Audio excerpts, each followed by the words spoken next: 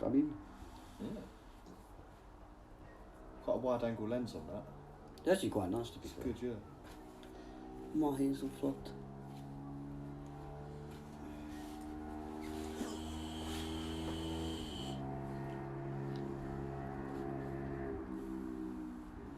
Got ready.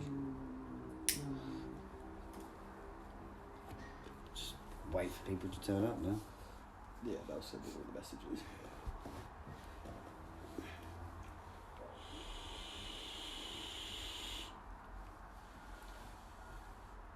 And remember, kids, don't drink in ghost town.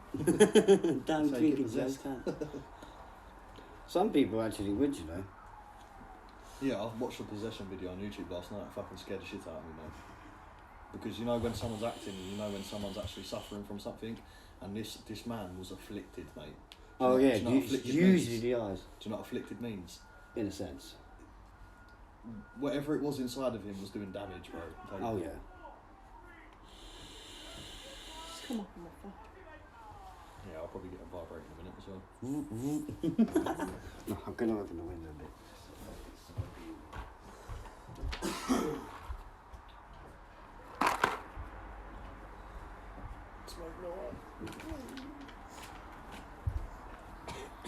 Can you get YouTube up on TV?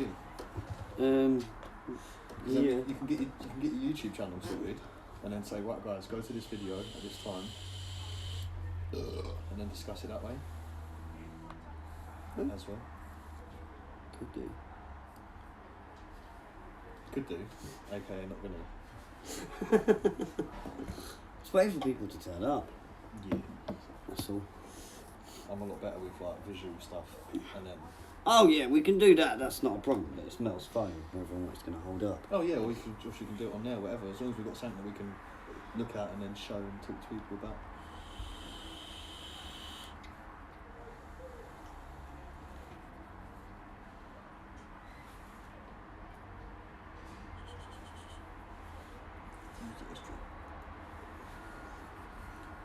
We go. What have we got?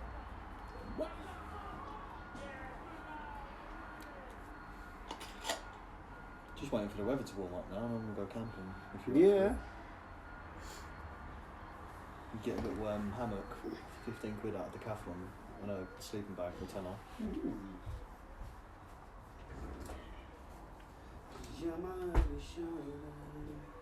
It's nice camping, mate. It's so peaceful.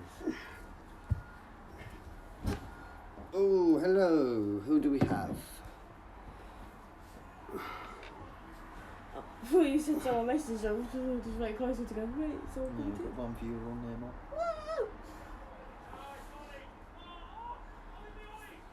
You would like to do introduce yourself so we know who we got? I'm a whistle. Not you, you numpty. Oh. The person watching. You didn't Just clarify generally that. waiting for people to turn up. That's all. You didn't, Go away. There we you go. didn't clarify that. You kind of did. Shut up. We'll have one. That's good. That's a good positive. Stubby, you know who that is? Hi. Well, generally we're just waiting for people to turn up. Come in. You and can then ask we'll, us questions though, while we're waiting. Yeah, you got any questions you want to ask in the meantime, feel free. Just waiting for a few more people. Yeah, and then we'll get into the introduction and what we're going to be talking about, and we'll go through it. Hopefully look at some videos and stuff like that. So we are is raiding with a party of one. Raiding with a party of one. Wow. I appreciate your raid, mate. Are you ghost hunters? Yes, we are.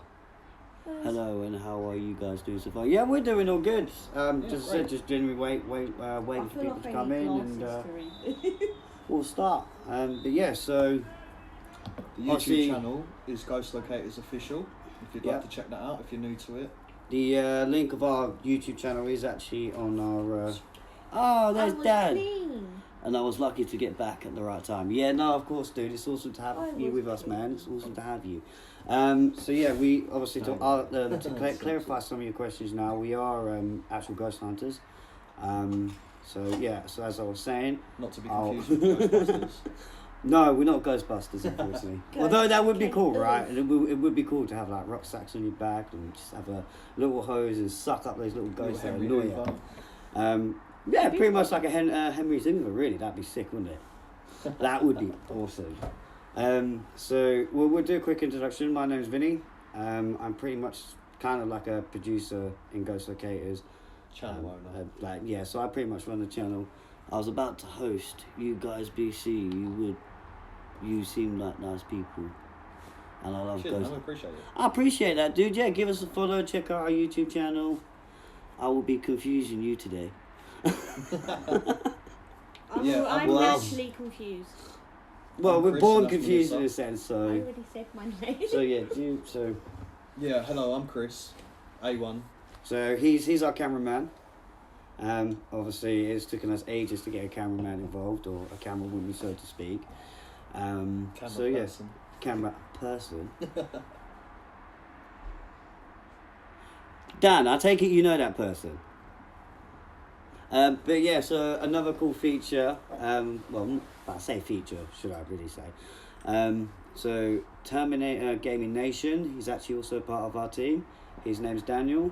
He's pretty much going to be our historian, which is awesome. Because we do like ghost hunting like pretty much everywhere we can in a sense. So our proudest ghost hunt area is actually up at Reigate Hill. Whether or not some of you know I that. have a question. How do you look really actual and could or would? What? He did say he was here to confuse us. Let me try and make sense of it. I have a question. How can you look? Well, what, as in locating ghosts and finding spirits and other sort of entities to speak to? I mean, we've got a plethora of tools. Got the ghost speak box. Actually, do you know what? It's right here now. Let me. He's going to show the equipment that we use. Yeah, so I'll go through it. No, that's awesome. But yeah, literally, generally, feel free to answer questions and we'll answer them as we go. No, I don't. I'm just encouraging them. Dan! Well, I will go now. Have a wonderful night, guys. Thanks for popping in, mate. Yeah, thanks for popping in. Give us a follow, that kind of stuff. Check out our YouTube channel. As I said, the link is in our Twitch channel as well, so it'll take you straight to our YouTube channel. And I'm just confused you guys a bit. That's all right, mate. Don't worry. Well, that's not hard with me. We're literally just as bad, and we literally confuse one another. So it's a very confusing. makes a perfect little confusing team. So we're actually running the PSB7 Spirit Box. Roughly about 100 quid, or under. But do you know what? For a small little device, it is absolutely fucking brilliant. It is worth the money. It is worth everything. It has given us answers that we have never ever come across before.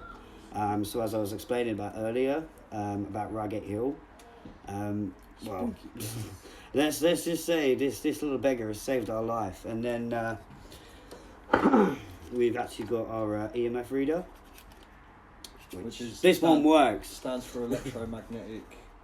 EM is electromagnetic. Yeah.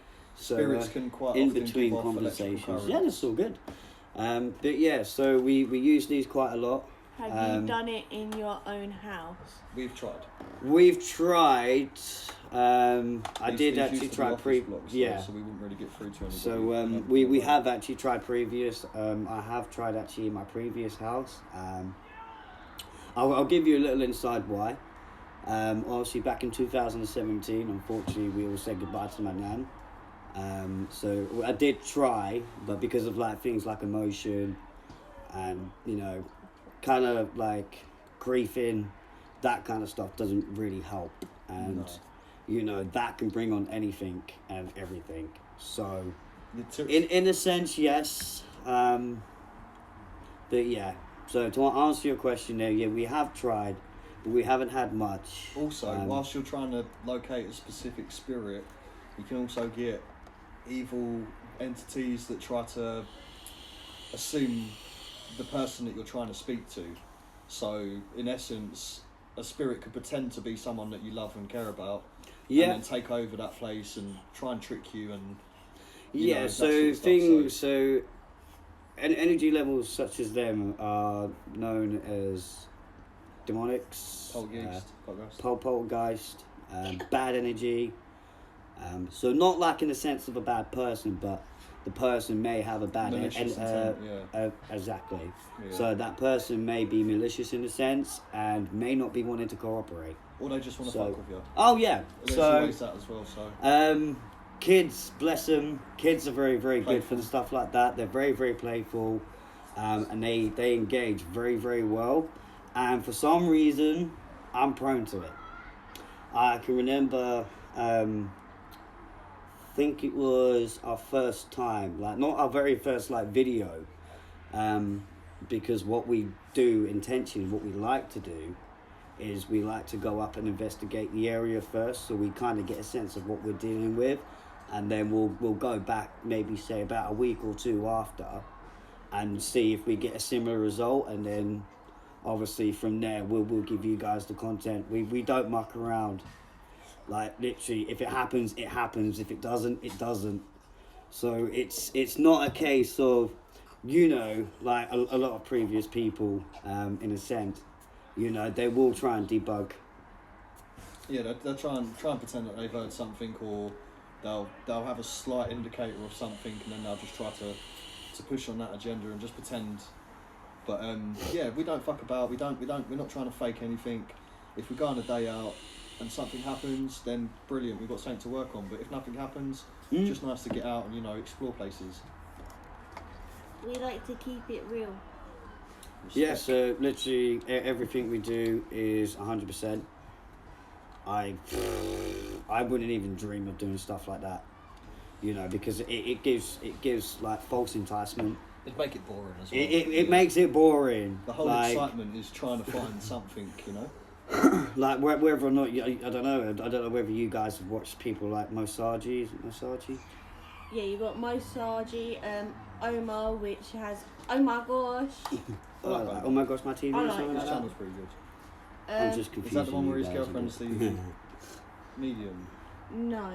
With the black hair? That's the G team, isn't it? Yeah, she's quite like spiritual and crystals and stuff like that. So who is it we got in it then? We got I think we're just down to Dan now, bless him. That's alright. Well, people will join in. We'll be live for a couple of hours. I'm looking for loads of other people. That's alright. Trying to get whoever to just join in. Lee, stop jumping in people's grave.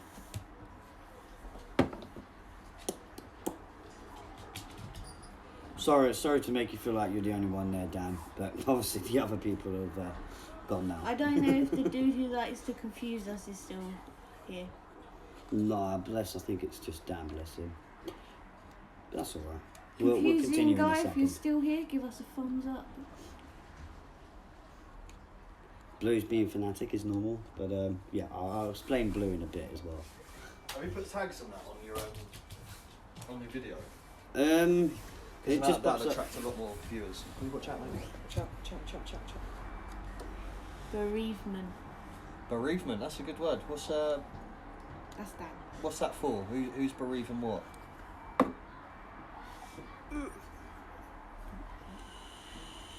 I think bereavement means to it's like when someone passes away and you're struggling, you're feeling bad, you're bereaving. Doubt it. Doubt it. That's what Dad said. Yeah, I knew it'd be Dad. Oh, it's not a good word then.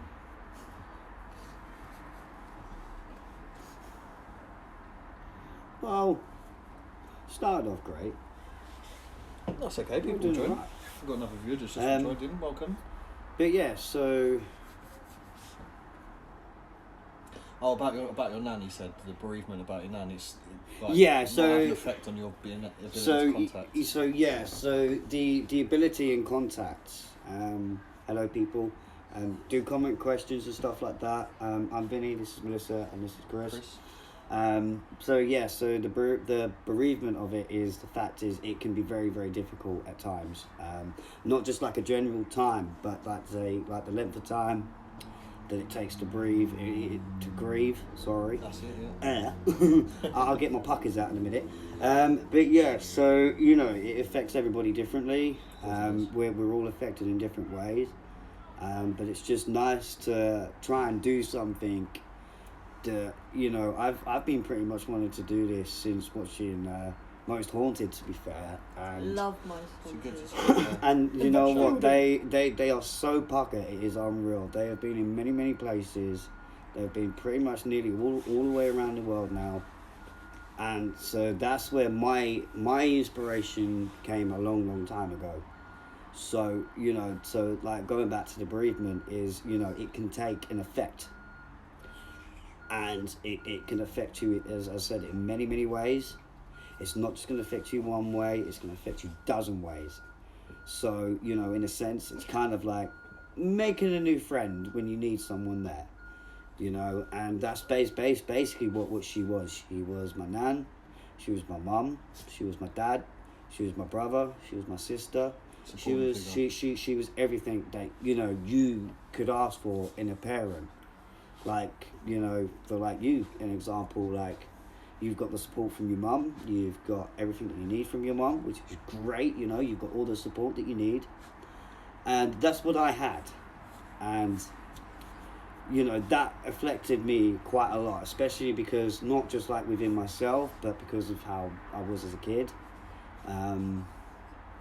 So yeah, it carries as you get older, and you know, losing somebody that close to you, you never forget them, you never forget anything about them. You know, whether you've had good times, whether you've had your doubts, whether you had your bad times. It's pretty much like going on a journey, if that makes sense. So like a little nice car journey or trip, you know, you end up somewhere nice and you think, oh wow, this is great scenery in life, and you know, it puckers it out to the best that it can, and you know, especially when they're your heart and soul. You know, it makes you want to push your doubts out the way, those bad thoughts that you have, and really get to grips with what you want to do. So. But they're never gone, are they? No, they're never gone. They're always going to be in your mind. They're always going to be in your heart. They're going to be everywhere they can possible. That's the thing about death. The death in itself separates you, but in It spirit does. and in love, you know, them people are always with you. I like to think that they become your guardian angel. They look over your shoulder. They protect you. You know, so Well, that's what I feel although like death with my separates us granddad and physically, spiritually, and mentally, it brings you closer towards them. And it's the memory of that person that always keeps them alive. So It's all 50. someone, I think it was Greek philosophy, maybe Plato or the other guy. He always said that the time that you truly die is the day that someone takes their last thought of you. When you're never thought of again after that, that's when you're truly dead. So, you know, just keep the spirit people that you love, past ones, you know, close to you, and always think about them. Well, that's what I feel with my granddad. That my granddad's my guardian angel.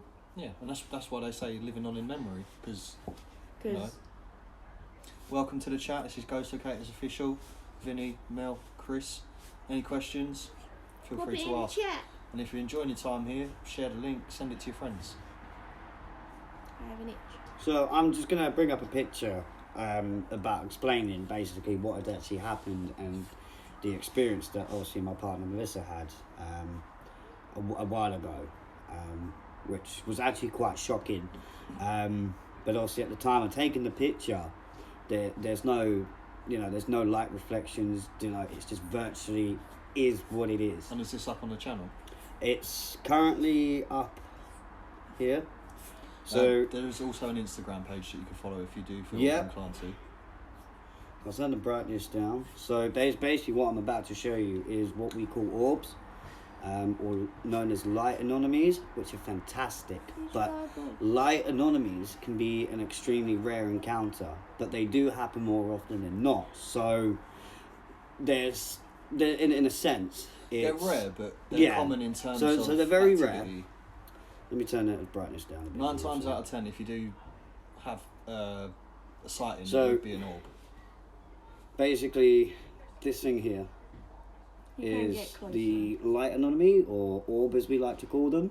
My face is covered because I didn't look good that day. But yes, so obviously that little light there where my finger is tapping on the screen now, that was taken back. This was just before my partner's grandparents' funeral. That was obviously, so a little insight to that is obviously, you know, she wanted to. That was my nan's one. I'm pretty sure that was her nan's one, and then. So I wore trousers for granddad's. So I thought, oh, we'll go a bit. Basically, what happened there is literally just out of the blue, out normal. I myself took the picture, so I know exactly what happened.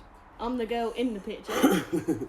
So, literally out of nowhere, literally comes this flying thing, like an orb as we call them, or a light anomaly. They can be extremely responsive, or they can be non-responsive.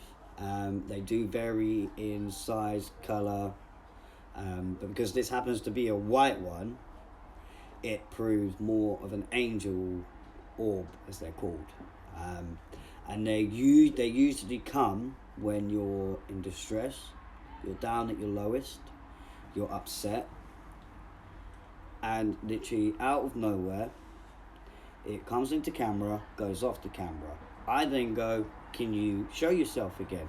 And literally, moments before I'd taken the picture, as you can see, I'll show it again. That wasn't a ghost peeking, that was but again, you'll find this photo on our channel. You made me smell it, I ain't smelled it. On Instagram. But it explains basically a little bit of what we've captured. Obviously, this was in our old house. Down a little road called Fairhaven in Red Hill. Spent most of my life in Red Hill. Basically, was born and bred in Red Hill. But yeah, so. At Red Hill Hospital, we lived there for a little bit, and then. So again, there's another one. So in a sense, like that's the better version I can give you, because you can actually see it. There's no light reflection, nothing out of the ordinary. Welcome to the video, newcomer. Yes, hello, welcome. If you have any questions or queries, whatever you want, pop them there and we will answer them. So my name's Vinny, this is Melissa, this is Chris. And this is all together. Ghost Locators. Official. So I'm pretty much the producer of Ghost Locators, and pretty much this is our medium, Melissa, and then next to her is our cameraman Chris. Goes so well, don't it? Cameraman Chris. CC. Like CC me sour. CC me sour means that we're the same. So then obviously moving on to our next investigation, which was actually, as I was saying, up at Reigate Hill. I know. This picture is going to be a bit difficult to show, but you can find it on the Instagram, maybe. Yeah, it's on our Instagram. It's in our YouTube video as well. So obviously this might be a bit shocking for you, but it's not the first time we've had this kind of experience before. So obviously in this picture you're going to see a face. It was, where was it taken roughly? The armory, or where the beds are, something like that. But in that whether or not you can make that out, we actually have a face. That's it, yeah. A bit closer. I don't want to knock you a bit. Sorry about seeing my phone reflection, but yeah, so you can just about see the face there. Yeah, you can sort of see the neck and the shoulders of it too. Yeah. So that's quite. So that was. I swear every time I look at it, it feels like more of the body's coming into it. First time. So obviously, up on our YouTube channel, we have a part 1 and part 2. This one's a bit more intensified because, again, it's. Oh my god, I'll get my finger out. But it's very intensified, but the face is just around here. So again, you'll be able to find that on our channel, on Instagram. So yeah, so what are we going for? 24 minutes. Do you have any more questions, Dan? Have you Or sent- anyone have you else sent in the, there? the links out on that. Yeah. Yeah. We've got someone that keeps popping in and popping out. Welcome to the video. To the Hi, stream. peeps. Usually the only person I know that pops in and out is Graham, bless him, but that's obviously due to certain circumstances. So Yeah, that can't be helped. no, of course. So again, we'll go through our spirit box as it's called. So we're running a PSB7, which has been an extremely lifesaver in our investigations, on and off during investigations. But obviously, near enough about two years ago, we've actually been struggling to get out due to certain circumstances. Smells like a burger that's been left in the microwave for too Can you long. tell him to stop farting? It's usually him. Sorry, guys. He's I'm doing a it bit right tilty towards today. me as well. Where am I supposed to lean? It's not my fault you're in my Why? vicinity. That Can you not person, smell it, mate? that person probably left because they were like, Smell-o-vision. Smell-o-vision, mate. Smell-o-vision. He's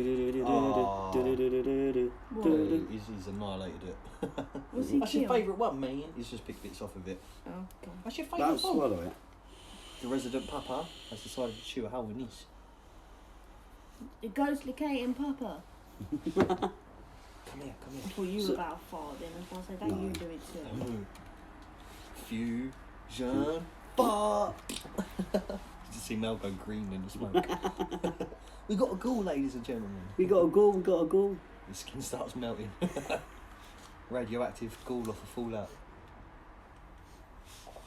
That's a beautiful place. I'd love to go there. Where's that? I've got no clue. It was No, taken no. by an Indian dude, though. Oh, okay. Yeah, that's fair enough. I think that's right.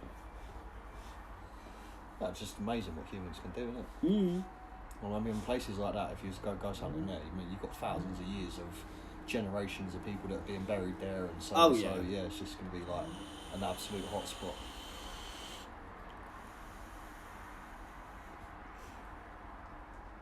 Thing is, I was hoping like we'd have the ghost hunters in because obviously we're expecting some other ghost hunters to come in, so then we can really go into more depths of detail. But obviously everything is going to plan. Yeah, we're going to review some videos, talk, answer questions, maybe do an EMF and a spirit box session or something like that. Doing Yeah. some Q&As as well. Bit chilly, but as per normal, that's to be expected. But yeah, so we'll do bits and bobs now. So you know, again, so just a recap of what we've gone through. So to explain Reigate Hill, it's used to be a harbour for the Navy. Not like a general harbour, but Yeah, it took far a away. role. It Maybe took a role. restocking and Yeah, supply chain sort of something like thing, that. yeah. So it was more like a defence.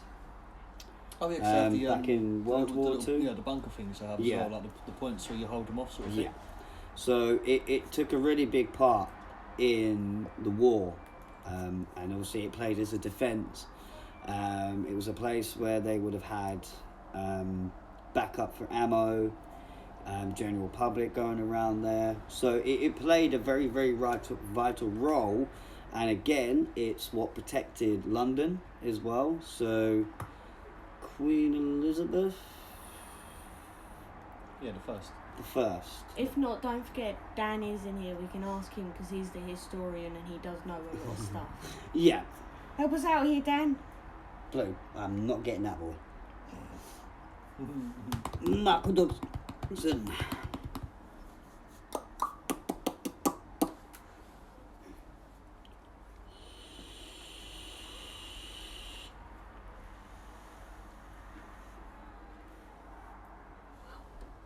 Naval Harbour between 1940 and to 1945.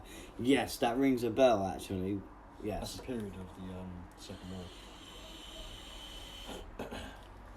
Accurate information, that's always good. That's why I'm leaving the historian stuff to this dude because he is phenomenal with it. Mm-hmm. He is extremely phenomenal. Right, I will get. Oh God! I'll get you a ball. Right, I just got to retrieve the dog's ball.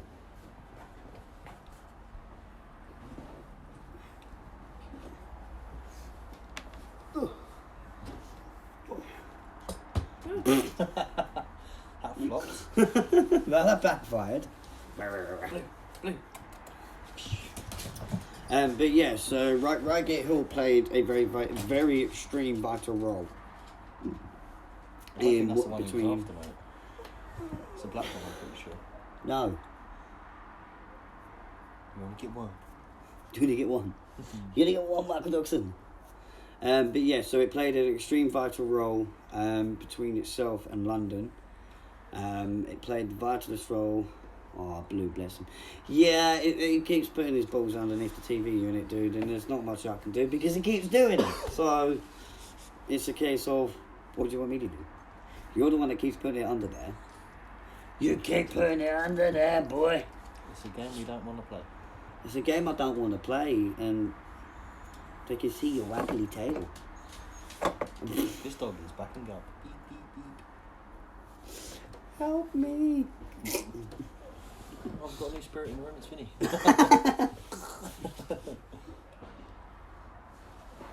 You bloody word, right?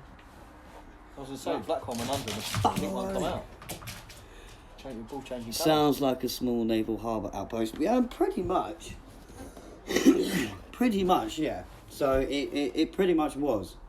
Because you actually have quite a few little bunkers up there too. One that you can actually gain some access to, and then one that they've covered up, which they've just filled with dirt and grass has just grown over time.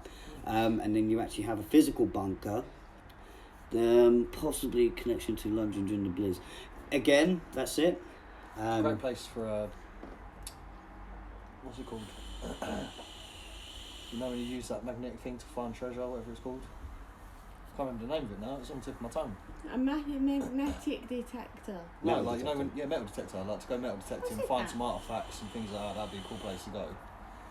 Be a bit of a 2-for-1, go there for some ghost hunting and, you know, it'd just be great. Yeah, Great it would. place.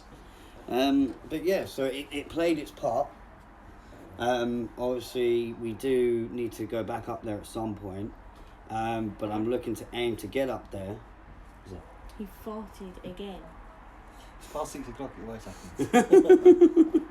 It's his fart curfew. It's his Doesn't fart give you an curfew. excuse to fart on me. I'm not fighting on you, I'm fighting around you. But yeah, so we're pretty much aiming to get back up there, maybe say summertime, because obviously Tell them about the area that we live in and the history of that, goes back to the Bronze Age and stuff like that through the woods. But just to end the Reigate one for now. Obviously, we are, as I said, we are looking to get up there maybe during summertime because they actually open the buildings as well. So I would like to end that investigation up there thoroughly and properly, whilst being able to walk around and physically gain access to get inside the buildings and actually see. Talk about smell-o-vision. But yeah, so again, we'll be able to actually interact with the inside kind of things. And remember, no slacking. That was a good one. And remember, no slacking. And remember, no slacking. Oh, jeez. I love how he does accents, just like. It's good though, you can sort of like sense the... Well, you get him to do his car comic of the- one, don't you? Yeah, because I can't, it makes my lips tickle. I can't even do it, so I'm not going to attempt. Oh, let's do it now. Oh, I've been doing it as a kid. I'll just go... I love how we're meant to be talking about Minimum ghost car. hunting and we're all like, let's do cars! Brum, brum, I mean, Oh, I mum, tell Full you voice, what, bro. Dan, I used to be able to do really good if you impressions. want to know anything about certain cars, Dan will tell you. Dan will be the man, yeah. That's good, man. Well, he's Dan the man. knowledgeable, isn't he? He's got- very knowledgeable on that factor, and that's why I've put him down as the historian, because he's very So very it's good to have forte. the information off It the top is, of your it head. is. So It's you know, interesting as well. so how his I'm a job title. mythologist. I love all sorts of mythology. So how his job runs is pretty much like whether or not have you seen video episodes of Most Haunted? Yeah, I've watched a couple So actually. have you seen like when they have the historian in, and he knows? It's every episode they've always got that someone that just it's no matter the variety of the place that they go to, they've always got a certain person that's an expert in that field, which is it adds to the like with Dan, like he knows quite a lot. He's very knowledgeable, so he'll always have facts and information. Whereas on Most Haunted, they'll have like a specific person for a specific place. Yeah. Whereas Dan is, you know what I mean. As I said, he's multi-knowledgeable. Yeah, he has source information, and it's always good to have someone like that. yeah. So you know, like, it's a pretty much bit like you, where you're a cameraman, but you're a bit. I mean, I'm knowledgeable about things, but not about a lot. So you can be slightly a bit skeptical at times, depending on where we are. I hold my hands up. I'm a bit skeptical, and it's not to the point where I'm a non-believer. Again, that's it. Yeah, there you go. Research is key, man. But again, I'll be giving you basically the area of the location.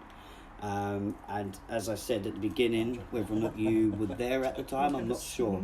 So what we'd do is we'd go to the area, we'd scout it out so we know where to go, and then obviously we'd come back. Always plan, prepare. Because it's very vital and it's very important, because at the end of the day you don't want to go somewhere and you'll be like, oh crap, look, it's dark, I can't get home. Or you end up getting lost, you know what I mean? Get the sleeping bag out. So it's a case of, let's get the sleeping bags out and stay here tonight. But Disabled should have asked me to do it. I'm disabled. How did you get in here? I don't know. I don't know. Would you like a cigarette then? No, I'm alright. Why else is disabled person? Because he's not supposed to be in there. I'm disabled. So what Where's happened? your How did they get wheelchair? in? I don't know. Let's do it. I don't know. I don't know. How are you disabled? Leg disabled. Like disabled. But yeah, so a very vital role is obviously giving you the location of where we're going, and then obviously about a week or two after, just because then you never know, you might end up not finding what you need to know, and then basically say you then try again a week later and it's like, oh look, I've got what I need. So it gives like you, our historian, very much time to get the research in and be able to explain what's going on, and then pretty much you're then given a inspiration of what's actually going on. So things like if we were to go to Reigate Priory, which the building there was actually owned by King Henry VIII. Where's this? Reigate Priory. It's a possibility, yeah. I think you're actually right on that one. I'll look it up. It's one of his estates anyway. It was King Henry's estate. It won't be George. It must be King Henry. Yeah, I think we looked King Henry VIII, I believe.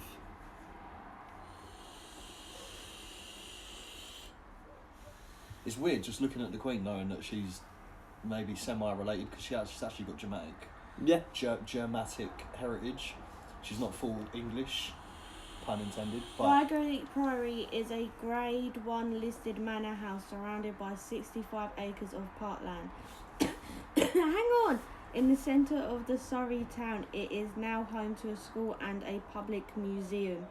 The priory was founded in the 1235 by William D. Waring, 6th Earl of Surrey under King Henry II. So it's King Henry II, so I'm not King Henry dyslexic, VIII. So again, so it was more King Henry II. There you go, I read for some of you. King Henry the second, the third, the fourth, same thing. Yeah, pretty much. So that they would have almost like they've had an attachment. But another cool insight to Reigate Priory is a priest who's pretty much up to mischief from what I can make out. He's He's not. Priest, not a good No, priest, he's not friendly at all. And then in the lake near by the bridge, you then got this woman who's meant to apparate herself outwards.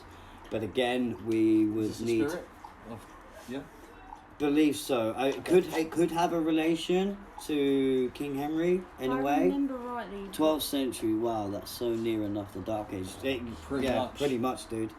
So you know where we go and do our investigations. You know they're not brand new in a sense. You know I would rather do something that backdates many like millennium years. You know in a sense. So At least you can say that. blah, blah, blah, blah, blah. But yeah, Not so to go back that far, but yeah, no, of course we won't no, we won't ever be able to go that far.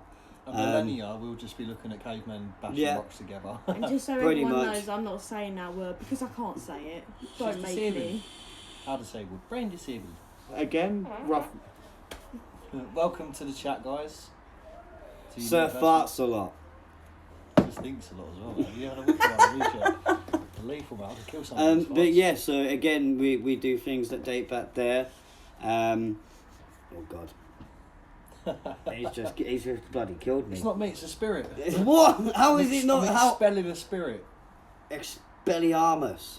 Expellifartus. Expelliarmus. Hello, welcome to Ghost Locator's official stream. Hello guys. If you have any comments or any suggestions, or you're just here to browse, that's absolutely fine. But do leave your questions in the comments, and obviously we'll answer them in due course.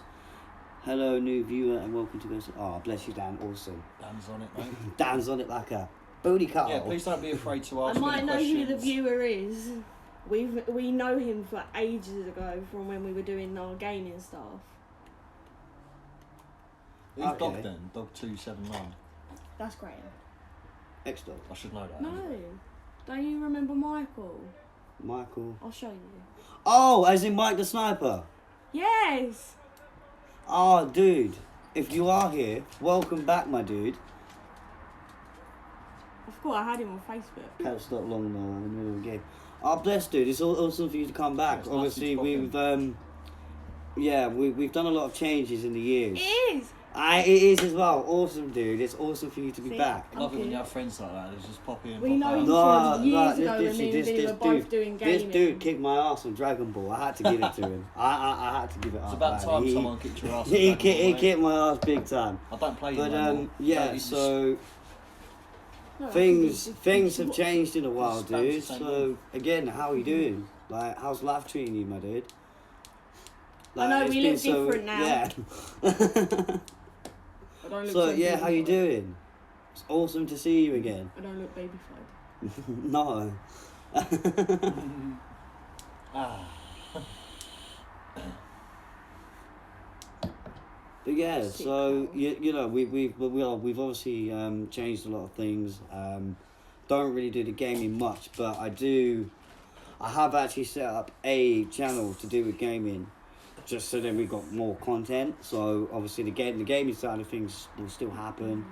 I'm good, mate. Just living life as normal. No, awesome, man. Awesome. Glad to hear it. How you been coping since like lockdown and stuff like that? Oh jeez. Because that killed us, Man, I went man. mental during that. I don't know where these last 2 years have gone, but they're somewhere. Like the Something last, way I mean, back like I there. was saying in the beginning, like nearly the last 2 years have I been think I've dyed hectic, my hair and so much during they've that. been a chronic, man. They've just been so. Do you know what I mean? It's like you've almost lost your lifeline in a sense. It's almost as if someone went into the Large Hadron Collider and then like turned a screw up so like time goes faster or something. It's just flown by. It's gone. But yeah, like it's just been hectic. It has been so hectic. I was still out fishing in lockdown. Oh, wicked! So dude. was I, mate. So was I. I caught my Well, PB on lockdown. I've actually done well, thanks to Personal Chrissy. Oh. I'd actually been doing a bit of fishing myself, so I've actually quite enjoyed it.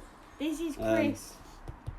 But yeah, so obviously I've moved as well, so I don't live originally where I live. So what sort of fish do you target? Do you target predators? Do you go carp fishing, float fishing, things like that?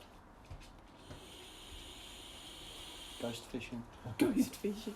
That actually be so Just put a funny. skeleton Well, out. technically you get ghost carp, Quick, take a picture. It's fading. but they're vicious Yeah, ghost peckers. carp is They're still, very vicious. They're very vicious peckers, because Like they ghost will carps eat and everything. Ghost general carp other is carps, won't it's they? like you know, like you got a shiny Pokemon with carp.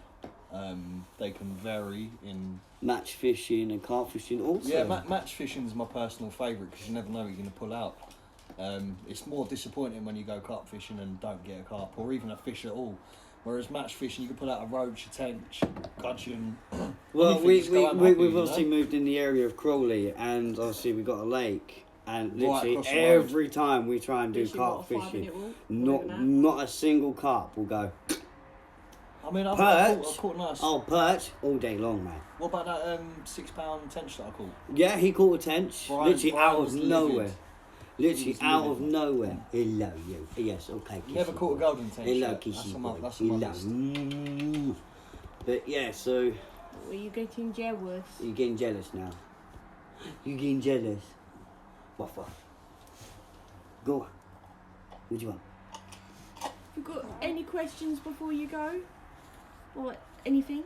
Yeah. Stop. Yeah, if you've generally got a general question, dude. Plus, I go on Venice and competition fishing too. Oh, awesome, dude! How many years you been doing that for? Oh, mate, probably from childhood, mate. I got into fishing when I was 19. My uncle took me. What'd you want? And the funny thing is, yeah, I caught about 20 carp that day, and the day after they caught none because they was like, oh, let's put bottom bait feeder on. Whereas I was using bread on the float, and I could see them taking it, and I'm going, help me, I caught another one. Oh, not another one, mate. It's like, not my fault you're not catching. Brian did that. I did that to Brian, didn't I? Well, not intentionally. Yeah, you just put like it in literally every time I literally put my rod in the water. Literally. Pulling out a fish. Perch. I must have caught at least like 24 that day. Unfortunately, didn't make it home. There was a couple of fish that didn't make it home, but it's not our fault. You're not perched. It was nobody's fault. It's just obviously, as you may know, they're just bloody greedy fishes.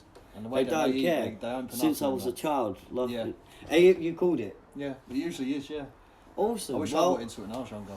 I mean, I've always been interested in fishing. It's just I never really having the time or having the equipment to do it. And yeah.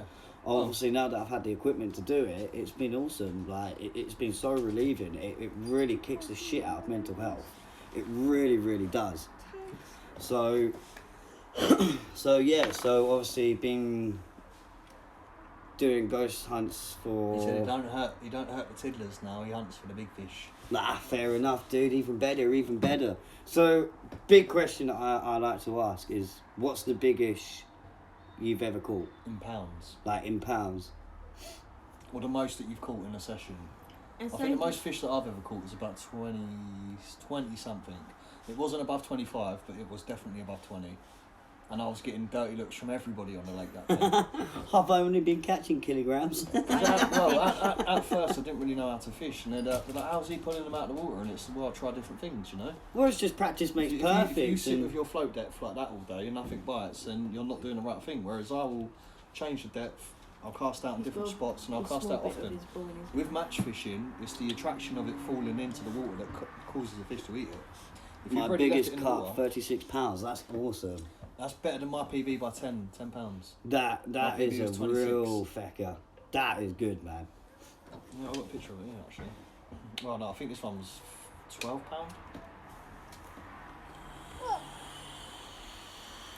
This one here was about 12. Might want to turn his brightness down, yeah. And just don't turn his brightness down and show you it's big, my dude. I think that was 12, 14. And I think that's a linear, because it's only got one straight line of scales on it. Well, yeah, bit of a mix. It's not a mirror, it's not a common, but it's a linear, because it's got one down the straight axis and then on the Y axis. It's a fish. It's a fish. No, it's a mirror carp, that looks it. I mean, well, there's a possibility, but I pretty much think that it's... I'd agree to disagree. I think that's a linear. Well, I've only just started getting into it. I mean, I know about like goldfish and stuff like that. Because I'm pretty sure that mirror carp are usually of like silvery sort of shade of scales and stuff like that. Whereas no, I think linears are a bit more brown though. So you might be correct there. It might even be a hybrid. It might be a hybrid, a linear and a mirror at the same time. You know.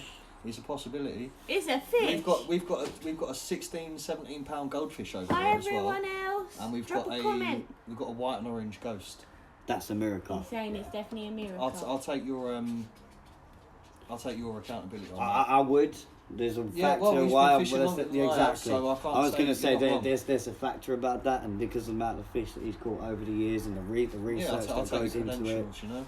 So Just so everyone knows, I'm not pointing on purpose. I was always on the understanding that a mirror cup was like of silver colour with more Possible. scales. But hey ho, you learn a new thing every day, and I appreciate that information. Hey ho, here we go. Sorry. Anyone got any questions for us? We do have a new viewer. Welcome to the chat. yeah, drop your comments down. The fish you're on about won't have the scales on the belly. You'll just see them by the tail. Okay, fair enough. So is there like a distinct mark, or is it just like a design, or? I'm just curious. Hello, new viewer. Welcome to the Ghost Locators podcast. Welcome. That's a linear, and that is pretty much the picture that I just showed you. That actually looks like the fish when it was a baby. And then here we go with the mirror. Mirrors are usually fully scaled. Sorry, we're looking at fish.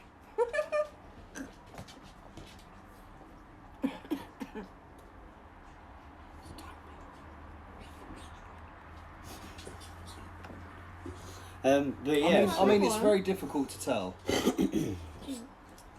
I'm going to go with it's a mirror. I'm going to say that you're correct. But differentiating between a linear and a mirror is quite difficult, unless you're experienced like yourself. Hi, new viewer. Drop your comment in the comment section. There's a good factor to that, because you know when it comes to knowledge, because as you know, knowledge is a great piece of kit, and generally I always stick by like my elders and you know those that know more than me. I can be a bit drafty sometimes, but nothing too henty. Says the person drinking Monster. I'm not drinking Monster. I'm drinking Relentless. Yeah, look. There's a difference. Oh well, it's just a fish law. Pretty much. To be fair, that is good, but you know It's when quite a chilled out guy. I've got ADHD. I like to verify things. Yeah, they both So- have ADHD. so I'm on medications. That's why I'm not that. So again, you know, that's the factor about fish, you know, because they have, you know, they'd have their own distinctiveness. It's like looking like certain sharks, like Well, different great subspecies whites, I'm on tigers, medication. bull I'm on sharks. medication. You know, they've got their Mine's own like a little varieties, because of like dueling with other sharks, being attacked by other sharks. So, you know, you can really tell what's what, and you know, each fish actually, you know, isn't just a fish. But the most How did we unique thing get on about fish? them is This is is a ghost stream. is you know they have their own little personalities like we do too, and that's what makes fish unique. So you know, imagine a fish actually being dumb.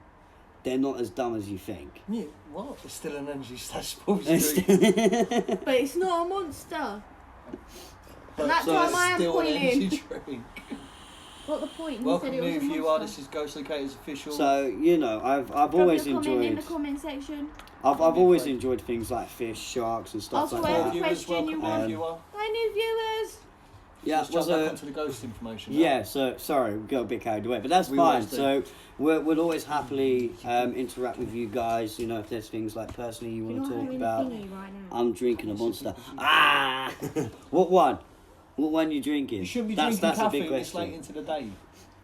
No, but then what does that say about me? Because I'm drinking it right now. Well, it just says that you're going to be up until 2 in the morning. Oh, I don't know. I go to sleep easily. If all right, Dan, As you this one goes to I'm you. caffeine If sensitive. very nice. If I were to go get my Monster right now, which one do you think it is? The green can or the original? Yeah, I'm Yes. a slut for the green can. A lot of people say, "Oh, you're Kyle. Your name's Kyle. If you like the green one," it's like, yeah. Each I to their like own the though, green one. innit? The green one's lovely, man. The yellow one tastes like sherbet. It's quite nice, but it's a bit overpowering. The I green like one's the just. original one. It's got the devil's nuts in it, mate. It's lovely. It's the devil. Have you not seen on the can? Hello, new viewer, and welcome to The beast. Hello, darling. Hello. We love you. Come here, puppy. Yeah, so this is my new doggy. Well, he's called not Blue. No, Well, he's old. He's new to me. He's my first boy dog. Any other dog I've had have always been female.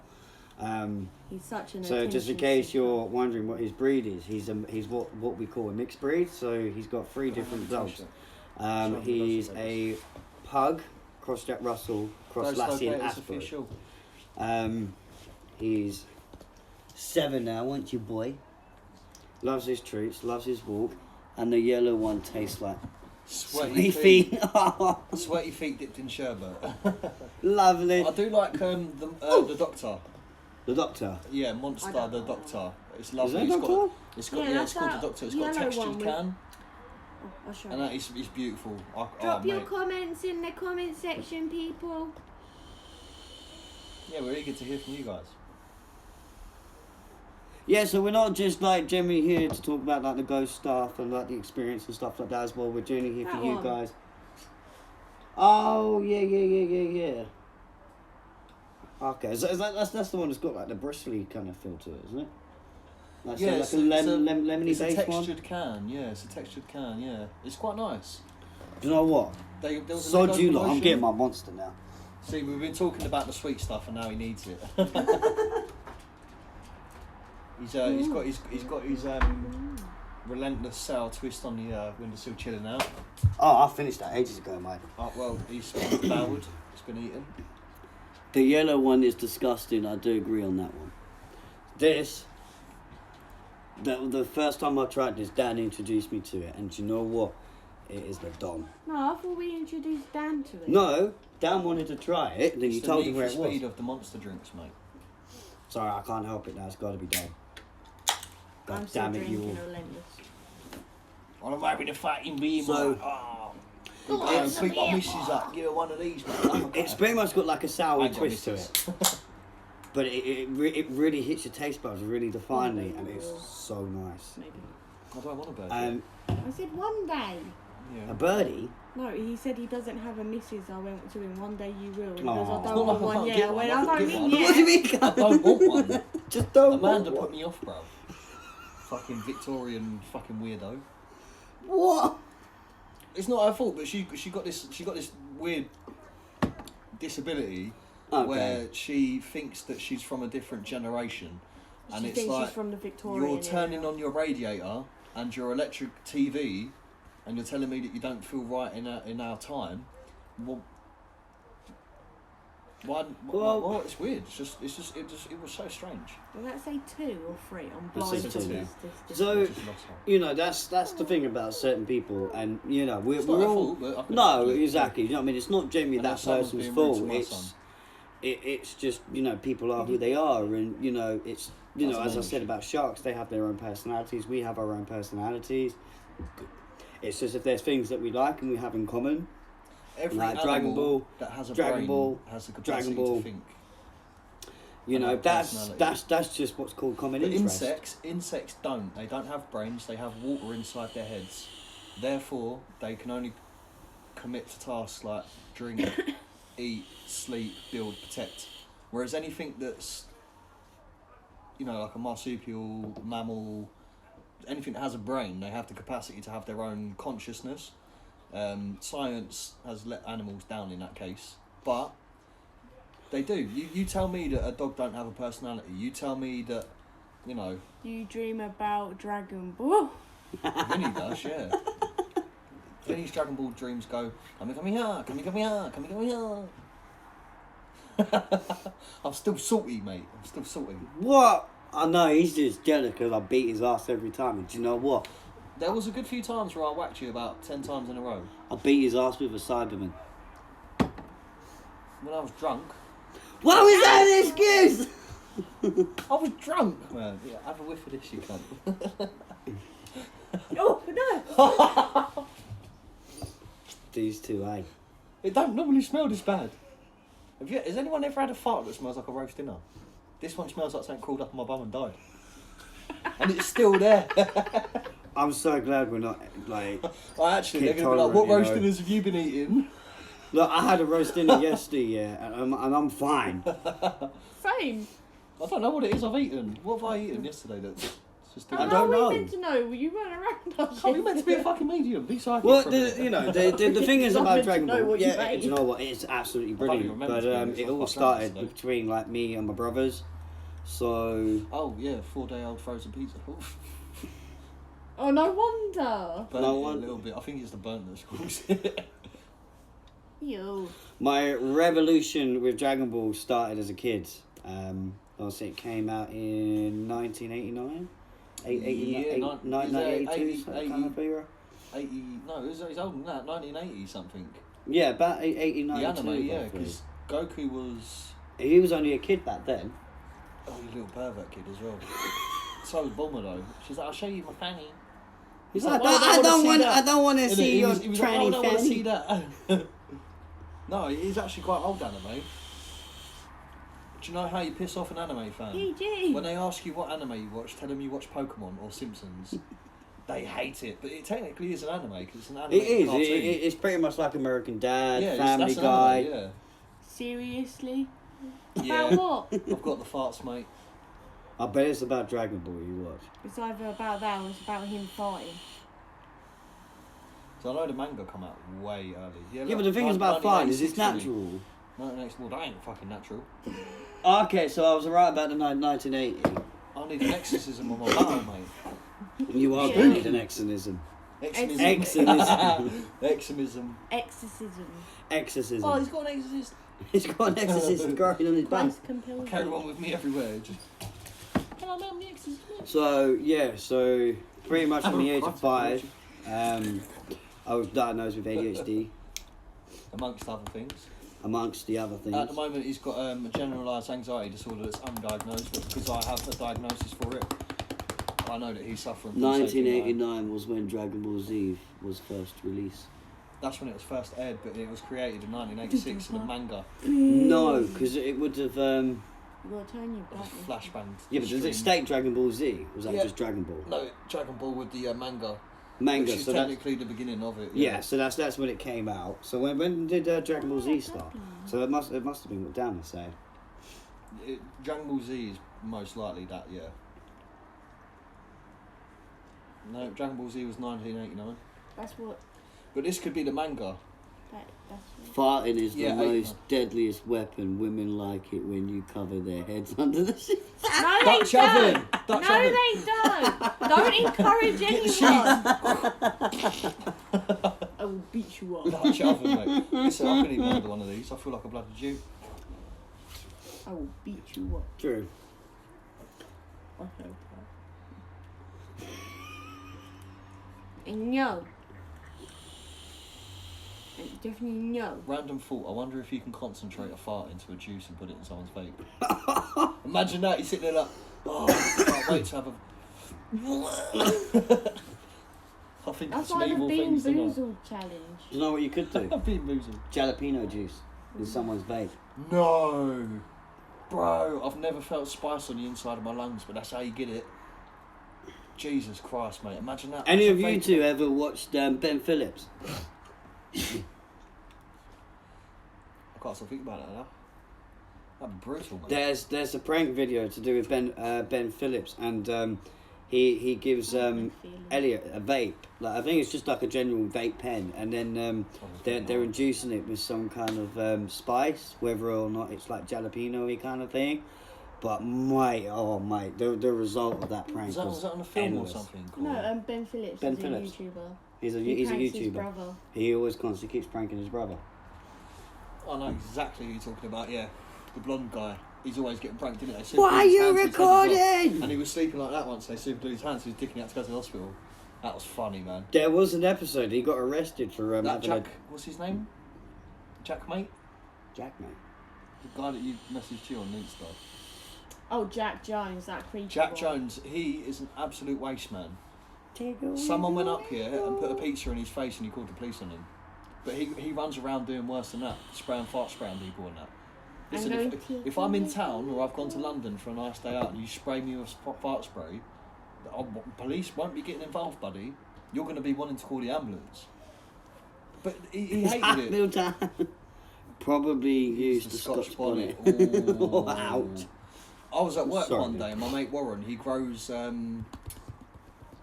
Carolina Reapers, and he makes them into jam and stuff like that, which is really nice. But he brought a couple of them in, and I've got a really high spice tolerance. Like I don't really give physical signs that I'm struggling with something. But like I ate 2 of them, and he was like, "You're weird. You're not the human." But when the peppers went to my stomach, my stomach was on fire. I could feel the way my intestines went around, like the left turns and the right turns. I could feel it, bro. And I'll tell you what, I had to go home that day. That was the most severe pain I've ever had in my stomach in my life. Carolina Reaper, fresh as well, fresh. Seeds, everything, up to the green bit, like that. Not just one, a couple of them. Worst day of my life, mate. I'd rather get kicked in the balls, put it that way. Because that pain will go after 10 minutes, but the digestive... I'll dare someone to go and eat one of them fresh. Oh. That's, again, you know, that's the disappointing part about being a human, is the fact is, you know, there's just certain things that the body cannot cope with. Well, it's a plant defence mechanism. It is. Capsaicin it's called, yeah, just the spice. And, you know, you can be pretty much, not in a sense hospitalised, but it makes you feel like you want to go to hospital, can you? You can. You can go through your stomach if you eat too many of them. A guy on YouTube ate loads of ghost peppers and that burnt a hole through his stomach, and he bled profusely. He had to, liquid diet for a couple of months, stuff like that. Bless him. That would have just left carnage. Fuck carnage. Just imagine just carnage. Imagine it coming out. What goes in must come out, eh? You might as well submerge your butthole in a bloody curry. But yeah, ghost stuff. Sorry about that. But yeah, so obviously with the ghost hunting stuff, it's something that I've always wanted to do as a kid. But it's just more like plucking up the courage to be able to do it, kind of thing. It kicked off more shortly after my nan had obviously passed away, and obviously that's when things started to come to light, and that's when I really surrogately was like, do you know what, sod it, let's get a team together, let's just plant a name together. So it all started with myself, Melissa, two others. Unfortunately, due to certain circumstances, bugged out. More to the point of excuses. So I got tired with it. Me and Mel really sat down and thought about who we could have. We had the likes of a witch in a sense, but again, due to certain circumstances, I was like, you sod off. But yeah, so we've done quite a lot to do with, well, not a lot, but there was one investigation that we did up at Hawley Bartholomew Church. That was the best place. That is what basically put aside the rest. So, you know, we're not going out there with like speakers, say putting one here, putting one there. It's all natural, you know, it's just natural. So if there's anything out of the blue, then we'll look at that and surrogate that to basically being paranormal, or being demonic, or being a aberration or poltergeist, or just generally out of the blue. Like, you know, we take things into perspective, like creaking trees, the wildlife, general public. So, as I said, we don't just go out there and be like, oh yeah, we don't go and make shit up. We'll sit there, do what we need, as in research. Keep it real. So it's all generally as it is what it is. So it's not a case of, you know, you're gonna see false videos or stuff like that. So it's all general. So drop some you comments. know, so as I said, this is our PSP 7. Should we get into something like that at the moment? We've got no batteries. Right. See, this is got where my we was batteries. a tiny bit unprepared. We had But- everything but- else but- at our Well, disposal. it's not the fact of like being unprepared. Like it gives us a really good insight for you guys as well, so you can see firsthand exactly. Like obviously you'll see them in working in the videos. But this is what's keeping us together. And then we have another device known as a EMF reader, otherwise known as a K2 in a sense. So what it it detects ghosts' energy. So yeah, it will detect their level, giving us a reading on how close or how far, or if Well, they ghosts decide they tend want to give off electrical Current. currents and Yeah. signals, and then obviously that picks it up, and determining on the strength of the signal that we get, it'd either be a low one for green, and then obviously orange would be our medium, our middle, and then red would be like, guess what, I'm here, I'm communicating. I'm right in front of you, sort of Yeah, thing. pretty much. But it's also kind of like an item finder, or to track something down, because the signal can increase in strength, so it can point us in the right directions. Fantastic piece of equipment this is. It's amazing, especially when you're in areas that aren't quite developed, where there's a lot of electrical signals, radio, phone masts, and places like that. This is really good. And if you've got 5 minutes, I'd say look into it. And yeah, I mean, you can't really go wrong with one of these. No, that again, it's You the can beauty get of better them. ones, but these are good. But as well. again, that's fine as we- it is, it's brilliant. When we Yeah. go out and use this, another point about it is we have to take into consideration of like general public poles. So like your electrical wires that go from the house to a pole. Anything that gives off a current. So we will keep that into consideration. Yes. Excuse me. And a big reason why we do that is because otherwise these will give us false readings in a sense. Yeah. So you could be standing like, oh crap, I got something, and then one of us look up and it's like, Kind of like a pole. line bite when you're fishing. yeah. So pretty much like so when you have a detector, like a bleep on your fishing. So you know exactly when you've got a bait. When something's baiting on your Sometimes a bait. fish will swim by and accidentally knock it. Yeah, or it will generally take it in the current, so to speak. yeah, So it things will. like that will set it off. But if we're out in like the woods, say like Tilgate for an example, which is very very good, which we're going to get into in a there's not many minute. disturbances over there. There's quite a lot of activity generally up at Tilgate. There is only a little bit that we have to take into consideration, and that's only when we're walking up there, because if you walk to a certain part, obviously it takes you to a place called Smith and Weston. You know what? We're the gonna smooth go there fucking one smells day. divine. It smells so divine, man. But just never had the money to go there. But at some point we will do. They've got a general lake up there as well. They've got, I think, it's about 3 lakes up at I can't really Tilgate. reach from if I'm holding it. What's that, mate? Tilgate's got like 3 lakes on its own. 3 lakes. So basically small, medium and large. Pretty much, Again, that's a nice little area too. Plus it's got its own little beloved part, so you can sit down there, do as much grieving as you want, talk about what you need to with your loved ones. Lots of wildlife. Again, yeah, very, very good for wildlife. They've Absolutely also got fanatic. a really Memorial. nice, Memorial. Memorial. garden. Not one being So, horrible about the fact that I can't speak. But yeah, they've got that, so that's quite nice. It's where people can go spread like their loved ones' ashes, or have like a little plaque or something to do with their loved ones. Yeah. It's They've also got like So just in case you can't, different sorts of there's, plants and stuff like that. our channel there. So a couple of the videos that we were gonna try and do are actually on their own base terms. So we'll explain basically what's going on. So now would actually be a good time to do that. So our first attempt is obviously gonna go back to Reigate. Excuse me.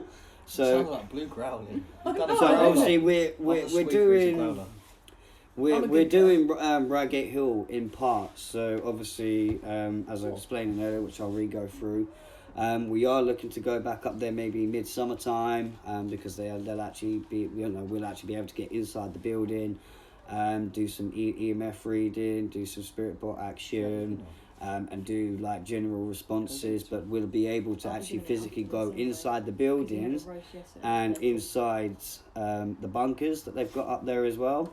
So I kind of want to finish Reigate Hill on that compartment and just really see what we get and see if we get. So we're going to do that obviously during summertime at some point.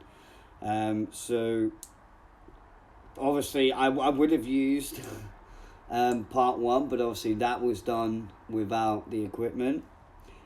Just to generally see readings, but there are a few things in there that do spike. Part 2 is the main part. That's where we got a lot of communication.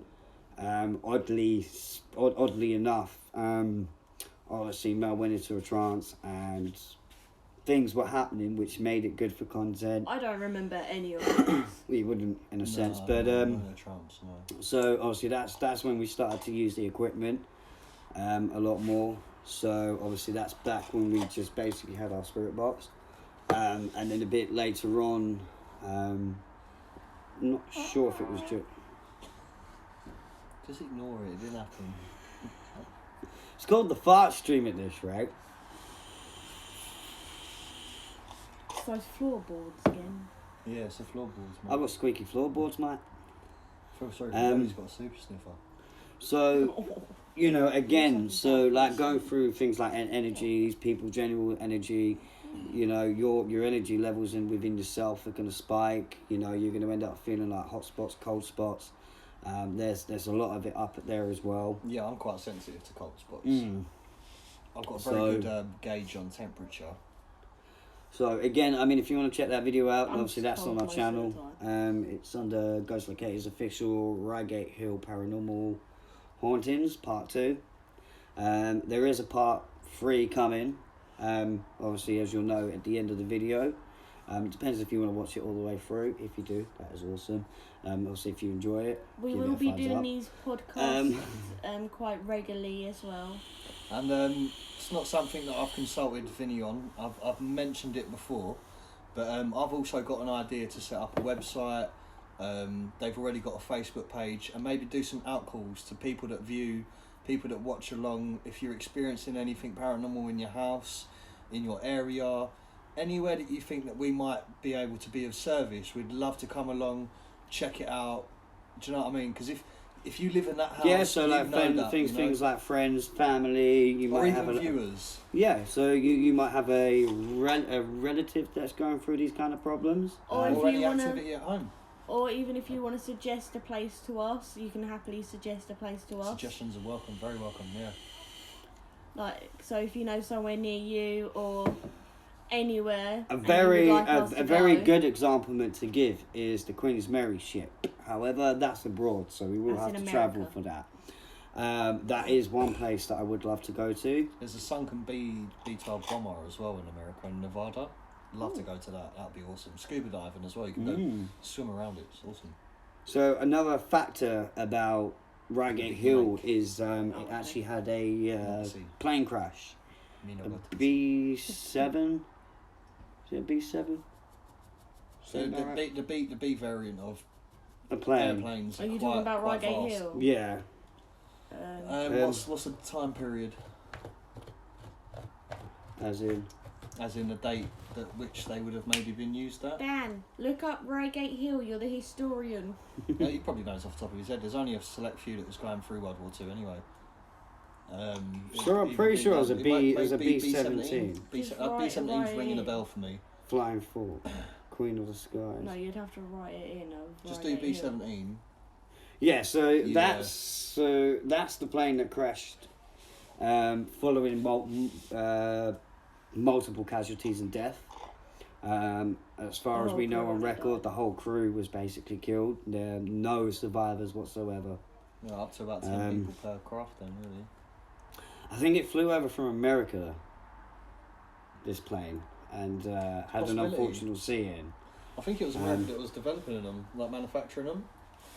But it wasn't So, I mean, as far as we know, it wasn't like showing any threat or sign towards like us ourselves. Back at then, something generally happened.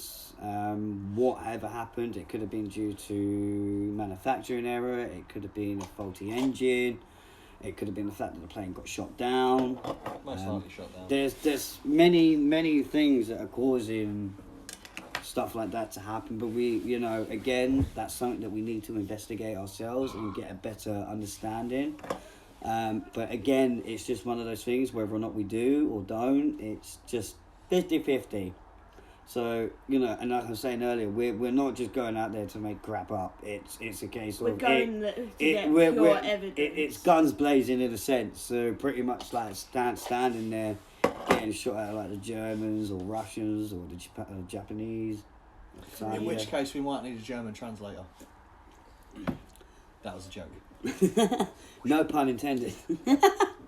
But yeah, so Reigate Hill offered a lot. And obviously that's where things first started, which makes a very good home ground because you may or may not, but there's been times that I've gone up there as a kid and I can literally like feel like the shooting going on, like I can physically hear the shooting, I can hear the faint distant cries, the pain.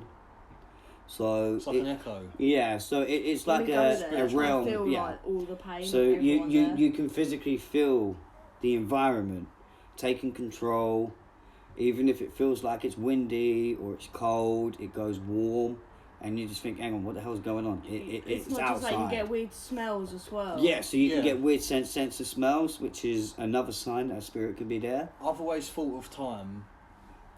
Like in a line. Plane crashed in Reigate. It was a B-17 bomber that crashed on the 19th of March, 1955. I was right about it being a I had an inkling as well.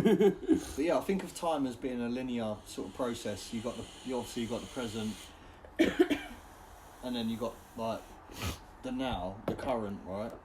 So like when you're in these places, like the renaissance of the screams, the pain.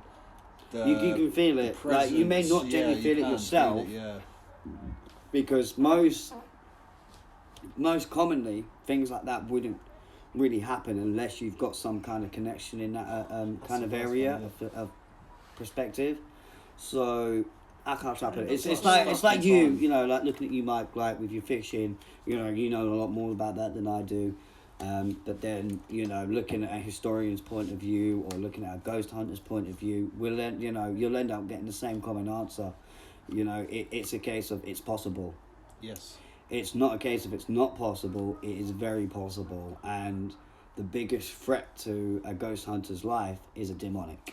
Spirituality and things of that sort of genre, it hasn't been proven not to exist. It hasn't been proven to be existing.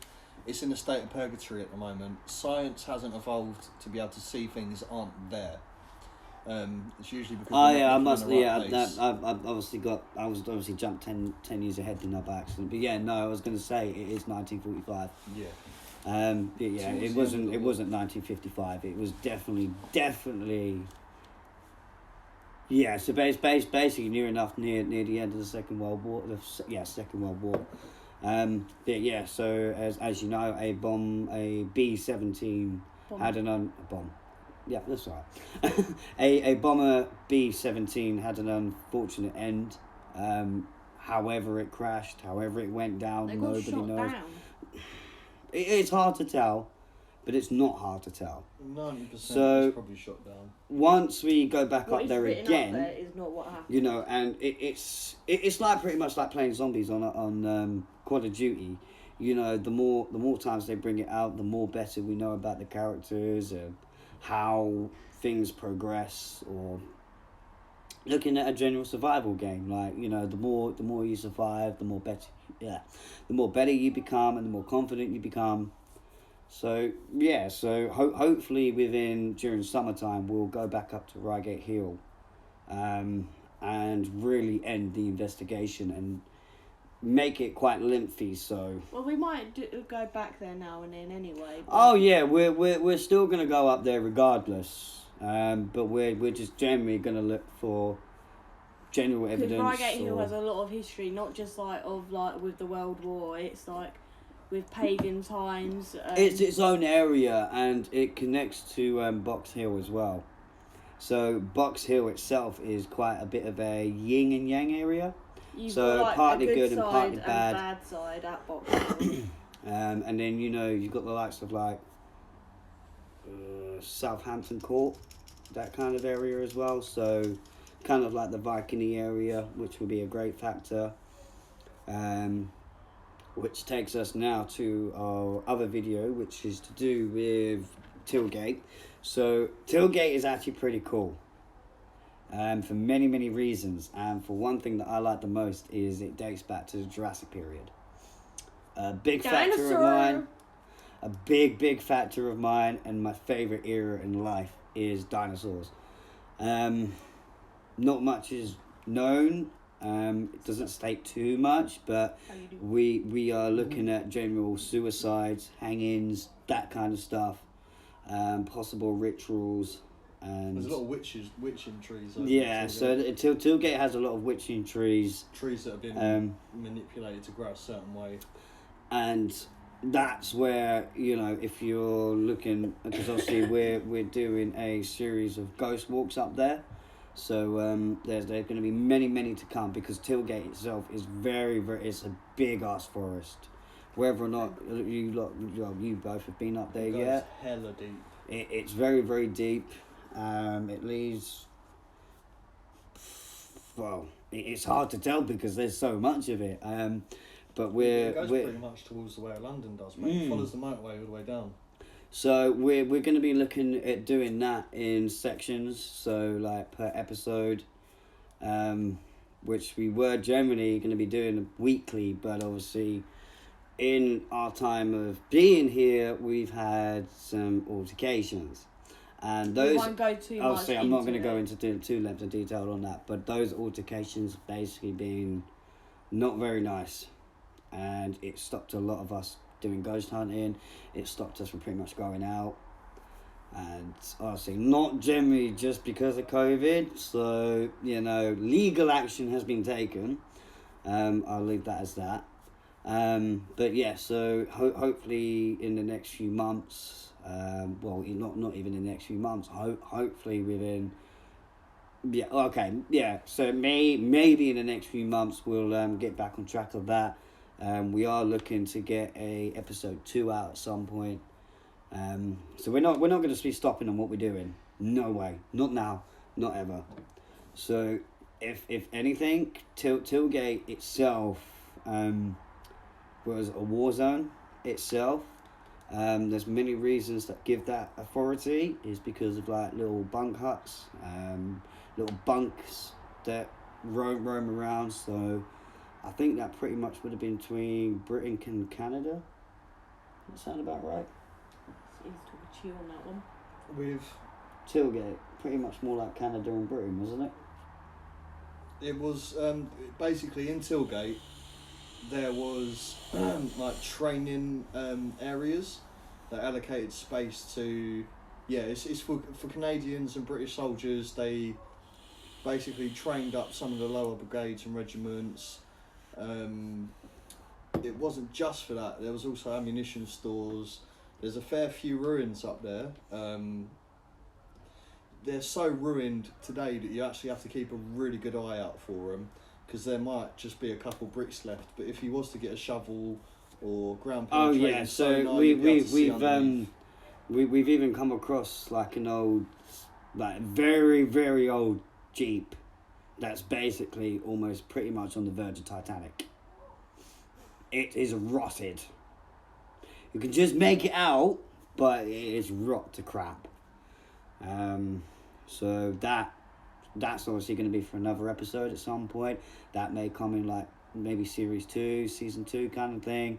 And obviously, hello new people, welcome to the stream. My name is Vinny, this is Melissa, this is Chris.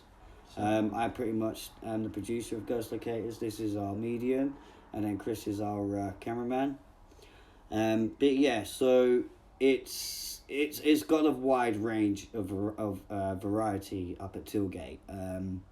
And the big factor that makes it go to the Jurassic period is because of the trees that still lurk, in a sense. So it's pretty intense up there. So, you know, it's not like the same feeling as like Reigate. You get many different feelings. It makes you feel nauseous. It makes you feel... It's kind of eerie, isn't it? It's very, very, very eerie. Yeah, so there's a bit of a funk about the area itself. So yeah, so it's extremely funky. So you may feel like, hey, 1 minute, or you may feel like disorientated the next, or you end up feeling a bit lethargic, or it just puts you off balance, or you feel really, really calm, cold, hot, warm. You know, it's coming through that. It really all depends. Like, I would definitely say it's kind of semi like yin and yang in a sense. You know, you've got nice parts, you've got calm parts, and you've got nasty parts. You've got good parts, and it really travels with your brain. So, you know, Drop your comments in the comment section. So, you know, we're not just like dealing with one authority. We're dealing with many authorities up there, and it really kicks into high gear. Like physically, it depends on what you're doing at the time or where you are at the time. So, like, you could just walk through, and you'll start to get a tainty feeling. Or, you know, as I said, you'll feel a bit like lethargic, you'll feel disorientated. And that's what makes Tilgate its own personality. Like, the woods itself has got its own personality. I gotta admit, when we go to certain parts of Tilgate, I get the most creepiest feeling that I'm constantly being watched. And I tell these two constantly, if we're taking Blue up there, I'll turn around to them going, I feel someone's watching us and following us. See, that's actually another good point. Like, the feeling like you're being watched is very, very high up at Tilgate. But that could be because of many reasons. And there's again, you know, going back to Reigate, that's because there was a lot of what did you call them?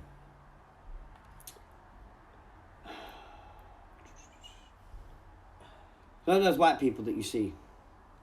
What, you mean Karens? with the pointy hats. Which no, the fucking Ku Klux Klan. Pagans and stuff like that. Wait, we were thinking about the wrong white people then, didn't we? Who wears pointy hats? Pagans don't wear pointy hats. No, you get not like pagans in itself, but it's like a variety of pagans, like desieties. So, you know, what are they fucking called? Is there a period, a time period, a faction, like a group, or because pagans? So you kind of got like a pagan, a druid. A druid, which is like a mystical person back then. A pagan druid would be someone that wears robes. Like a culture. A cult. A cult, that's it. Cults. So farts a lot again. What does it mean, mate? It's because of all the protein I've been eating. Excuse. It's true. It's science. So yeah, so going back to Tilgate, it's got that authority behind it, and it's very, very eerie. And maybe during Halloween time, maybe this year, are high though, yeah. They're going to be extremely high because it is known as Day of the Dead, where we all compact and kids will go out and get candy. Well, there was like a kind of like a little thing that people used to believe is that like on the Halloween is closely attached to the shape of the new moon, and in these times they always thought that when the moon was full on that month, there's also another thing to do with seasons as well, but pagan seasons are a bit different to traditional ones. But there was meant to be like a very deep, unruly connection to the dead at that time of the year. Yeah, so it's like looking at cults, you know, they go out there not just for themselves, but they go out there to scare the crap out of people, and you know, things like police, like the law, the authorities can't really do much about it. Pumpkins was used to scare the bad spirits away and stuff like that. Pretty much. From my understanding. Might be correct, might be incorrect. But this sort of thing goes back thousands if not hundreds of years. Drop your comments in the comment section. If you've got questions to ask them. I've always been a big believer of, back in the day, there was a lot less to keep you busy. Yeah, so I mean, people would be thinking a lot more. That's why there was more philosophers. There was more. I mean, people I've always thinking. believed in like the paranormal and stuff like that, especially the activity that follows. I mean, if you ain't got any technology to use, the only thing you can do is use your brain to think about stuff. Yeah, so, you know, it's like looking at the term science. Now, the only way you're going to deter science is by using your own mind. Science is about not just through words or codes. It's about proving the so process. it's about proving the process. So it's like me sitting here. Chat. So, you know, not just like the fact of me sitting here talking to you about it. You need the evidence. It's like physically saying to you, right, okay, because I'll, you know, pretty much we'll be going into our next video, which is going to explain. The thing with paranormal is it's very hard to prove. You can get evidence, but as with liars, like people that lie, they can always change. It's when you've got a ghost on the, like if you're communicating with a spirit, they can, like when you know that you're communicating, they can. Oh yeah, they know. So they know damn well. Yeah, so they know. You, So they know damn well that you're paying attention and that you're there. They know that you're there. They know what you're up to. They already know before you even get there. And they can choose. You only know through research and by going to talk to like the general public. So it's like me coming down to your area and going. So Mike, obviously we're obviously at this location in the woods. Do you know much about it? Is there anything that throws you off about it? And you could go, well, okay, yeah, there is one thing, but it only seems to veer off at this certain time, so I try to avoid that. So it could be things like bridges, bushes, as the general landmarks. So, you know, a general good insight to that would be normally things like bridges are very, very good. Or, yeah, a lot of people used to just jump off of them. Yeah, so, you know, bridges can, you know, it's the most... There's a bridge in Scotland where just dogs just randomly jump off of it for some reason, and it's a bit... I've heard about that, yeah. Anomalies.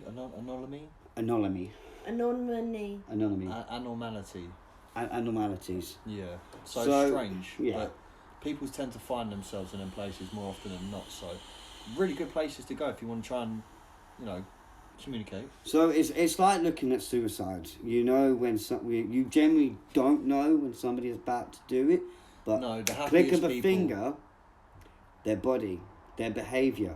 It's mannerisms. I love you.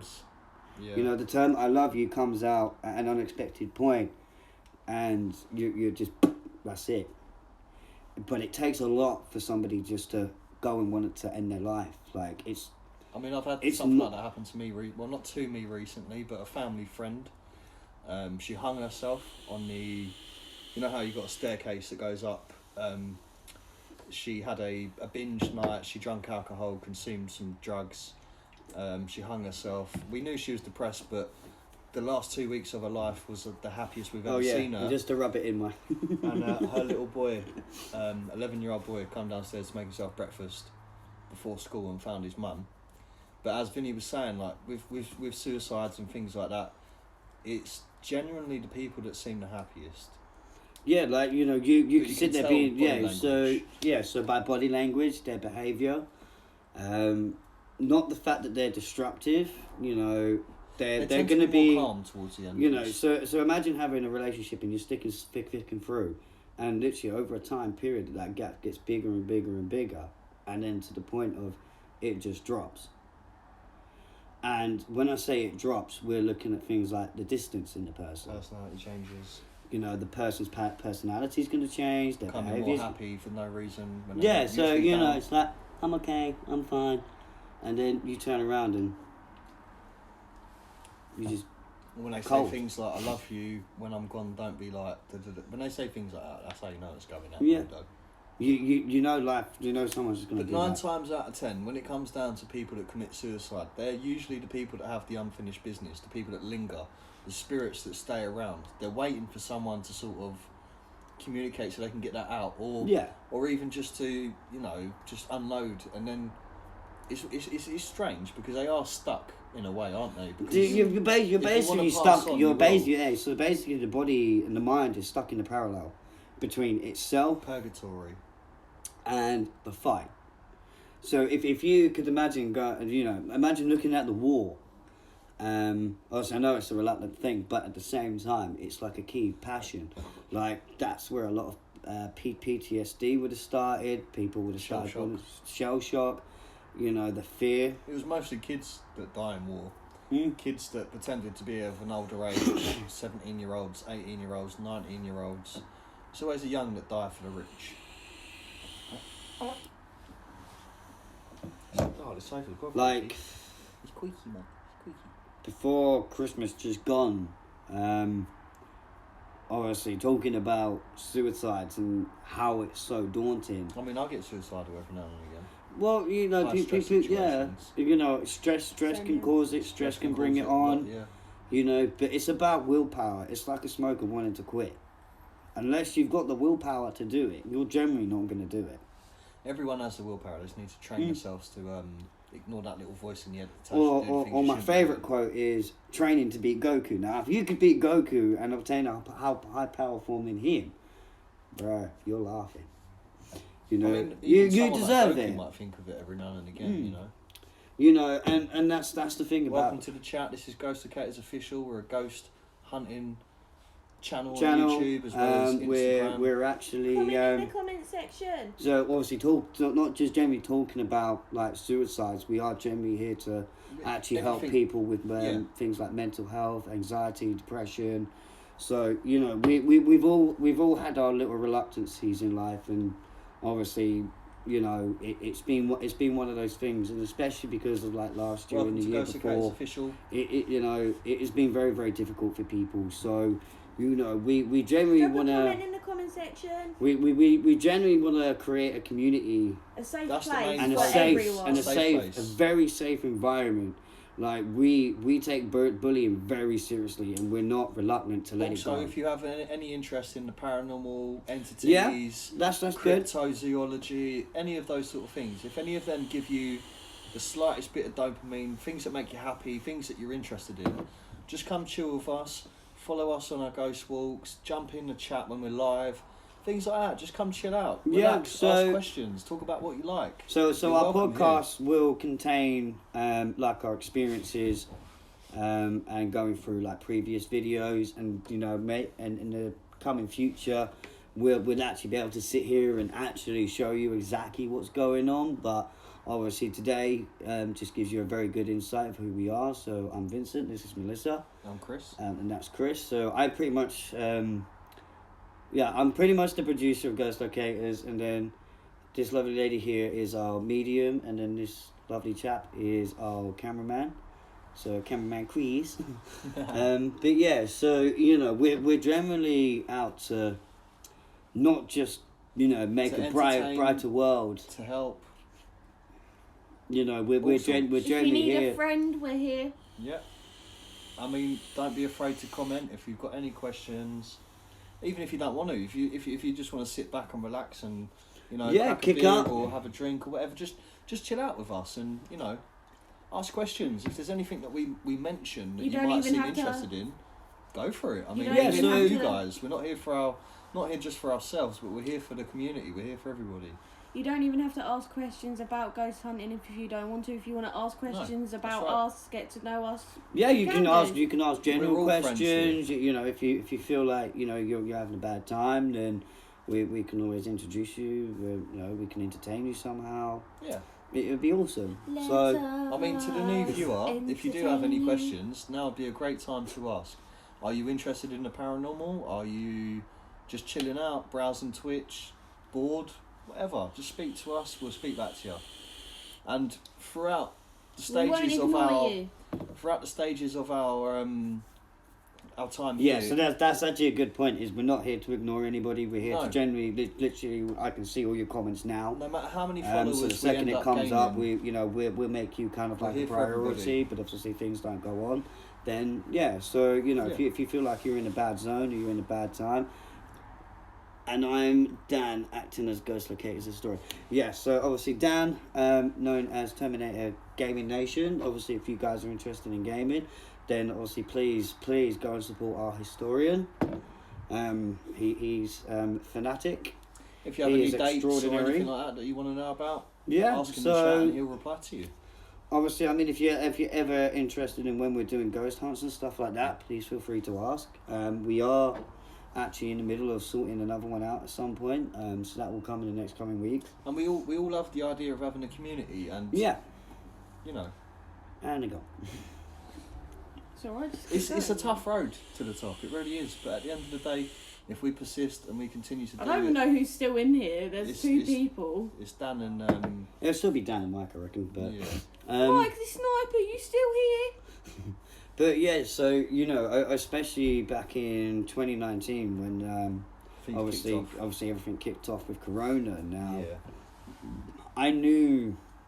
I almost not died myself. in 2019. Not myself, but obviously something happened to Melissa, and it pretty much almost costed her life, and that's what was scary. And yeah, so it's not nice. I wouldn't wish that on anyone, and I wouldn't wish an illness or mental health problems on anyone or cancer on anybody. It's not nice and it's not fair, but unfortunately, that's life. It can be a real douchebag. To wish bad on anyone, even your worst enemy, just shows the character of the person that you are. It does. You know, you've really got to be kind of like supportive to somebody who's about to do silly things like end their life. But only time itself can tell you how much longer a person's going to last. It's like when you take your first breath in life and to when you take your last breath in life, what you do in between that, like, you know, your job title could mean everything. It could mean less about you. It could be what brings you down in life. It could be what destroys you in life. So, it could be the best making of you. So, like bullies. Bullies are bullies are extremely vital to explain because bullying's a big no-no over you know, you could be a dog and you're still going to get bullied, right? But the fact of the matter is, the animal can't talk back, and it doesn't quite understand until like the very last second, like, "Ow, that hurt me," and it's a case of right, okay, you know. And then this is when dogs or animals start to realize you're not out to be nice, you're out to cause carnage, and you kind of can't blame a dog for biting you. Same as you can't blame another human being for hitting you or assaulting you. I mean, look how you treat it. Got more of a you know, if every human on earth started to pursue horrible to that person in one's body behaviour, then you can really relate to say like, okay, that person's an alpha, that female's an alpha, and that's what reluctant me in life is the fact that, you know, people still, you know, they display their dominance in a very good way. And the sooner you catch on to it, the better, because it's like, hey, you're not fooling me, and you're not gonna get away with bullying me. Like, you know, imagine it being. Give me your lunch money. Fuck off. That's how you deal with bullying. You know, like in a sense of dealing with a bully, it's like, you know, don't like ever talk down to them. It's like, oh, look at you wearing that awesome shirt. Ain't no, you the nice? best thing to do if you're being bullied is to compliment your bully. Or to say something so outlandish, they're going to sit there and think, what the fuck does that mean? So you're getting bullied, you're in the corner, you go, chickens ain't blue. They're going to go, well, no, chickens ain't blue. Well, yeah, no, but someone told me that I was blue, and he's going to go, well, what the fuck is this about? And then it cancels things out, you know. So, you know, you always can compliment a bully. Your best weapon against bully is the knowledge. Bullies hate it. Bullies never prosper, and they don't last long. You could probably start to close down bullies in about 5 minutes, or even less than 5 minutes. 5 minutes, because it's like, oh, look at that awesome shirt that you're wearing. I like it. What? What do you mean? Yeah, when you're having a bad time, right? But yet, because of your past and present, you're acting out accordingly. For example. It's gonna go on a hype. it's like I don't take shit from no one. Exactly. Do you know what I mean? You can't. You know what I mean? Well, that's the number one way to stop it. If a bully bullies you, fucking hit them. Yeah. They won't do it again. Trust me. You know, sometimes you know this is when bullies start to get overhand because you know they're jumping out accordingly, and that's when you know things aren't being played as they should. That's them displaying their dominance, and they're waiting for you. Not you as in general, but your body and your mind starts to go in fight or flight. So when somebody's about to attack you, you're going to do one or two things. Now, it's okay if you want to run away because do you know what? Sometimes it's the best thing to do. Step. That's how you break your neck. You know, and a lot of the time it's what saves your life, yeah? But then sometimes you think, no, do you know what? I've had enough of running away. So you bop the bully. And then, oh shit. So there's many ways of dealing with bullying, and the problem is with bullying is it leads to suicide as well. Like, you know, imagine bullying a kid just because he's ginger. You know, it's not his fault he's got a genetic problem. It's not even a problem. It's, okay, not pulling the racist card, but looking at somebody who's not of our nature. He could be darker, he could be extremely dark. Could be light or extremely light. She could be darker than you. Or she could be lighter than you, he could be lighter than you. It's just how we are. We're all born in our own little way. We're all born with our own genes and genetics. So can you really say people hate Valentine's Day like it's the only day of the year no one loves so? them? Can you really relate to things like being racist when there's no such thing as racist? Listen, racism is systemic. It's systemic, yeah. I was taught to be racist as a young kid, going into pubs as a young kid, listening to all the skinhead wankers talking about this, that, black, this, blah, blah, blah. Racism is taught. You don't learn it. It is taught. You put a black kid and a white kid together, they'll get on completely fine. I've never taught my son racism. I've never let anybody say anything racist around my son. An outcast, yeah, exactly. So when Chris was still talking. No, I'm just saying, like, racism yeah, no, is exactly. Taught. He makes a good valid point. Exactly. Like, only you can bring racism into it. Like, just because you're fed up with somebody, you could be like, oh, fuck you, because you're this and that. Like, right a minute. Whoa. Let me fucking stop you there. Calling him the N-word, saying he's black. Inside, inside, right? A white person and a black person has a lung. A white person has a lung. A black person has lungs. They also have a heart. On the inside. They have a brain. They have eyes. But it's not to get confused. Everybody of all colours can be racist. Chinese people can be racist against white people. Black people could be racist against white people. I was brought up in a predominantly black area. I was called the Milky Bar Kid and things like that, you know. But I just laughed at it. You know, so racism is only attacked by accordance because you've got an issue with somebody. It's because you yourself have an issue. But yet, I have feelings. You have feelings. A black person has feelings. And the more we start to realise that, the better. We can't feel it. Because it's not like a talk lesson, but going back to my school, and this is where I got a brighter side of things. Now, it's like our nation of a woman, and like an African dating. Love is love at the end of the day. God didn't sanctify love in any way. Sorry, I don't mean to bring God up, but I don't smoke unless I'm. But you know, God taught us to love one another. To go back onto God, yeah. What colour's God? Who knows? He could be white. He could be blue. He could be brown. He could be purple. He could be violet. He could be. Yeah, I don't know the song, so.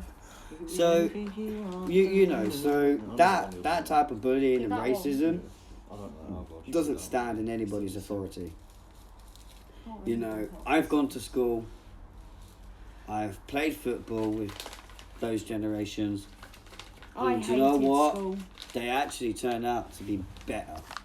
Do you know what I mean? You spend that time with them, they give you your time, you give them their time, and you're happy as Larry. You have a buddy, you have a friend. So, more to the point of that is bullying. It just doesn't happen. It's unacceptable. You could be 5, that person could be 40. Most bullies project their own worries onto other people. Like, if you're going to bully someone for being smart, it's because you think that you ain't smart enough. Or if you want to bully someone because they dress like a nerd, maybe you wish that you dressed better. Bullying's always a projection. It's a projection about someone's own self-dislike, you know? So like common like bullying. Like for example, he could not exist. Low self-esteem, 100%. That's the thing. I mean, generally, we're all gods in our own little way. Oh, we absolutely are. God made himself in his own image. Yeah. And what are we? If we're his image... Then we're God. And listen, we create, we breed, we destruct, we destroy. We are gods. We really are. And going back to like the Dragon Ball thing, yeah, I genuinely believe that a Super Saiyan sort of, not transformation, but like, you know, the chakras. Indian people, Buddhism, they believe in chakras. You've got different energy storage around your body. I genuinely believe that tingle in your spine that turns you into a Super Saiyan. There's a form of meditation where you can do that, where you don't raise your power level in essence, but you raise your ki. Ki's a real thing. Energy you can push, you can manipulate, you can change it. Yeah, That's so all true. I know it is. So it's like blocking an enemy, like an enemy or a bully, and you know they're trying to force their way past you, but you're just standing there like a brick wall. They change your frequency. You're not bothering me one slightest bit.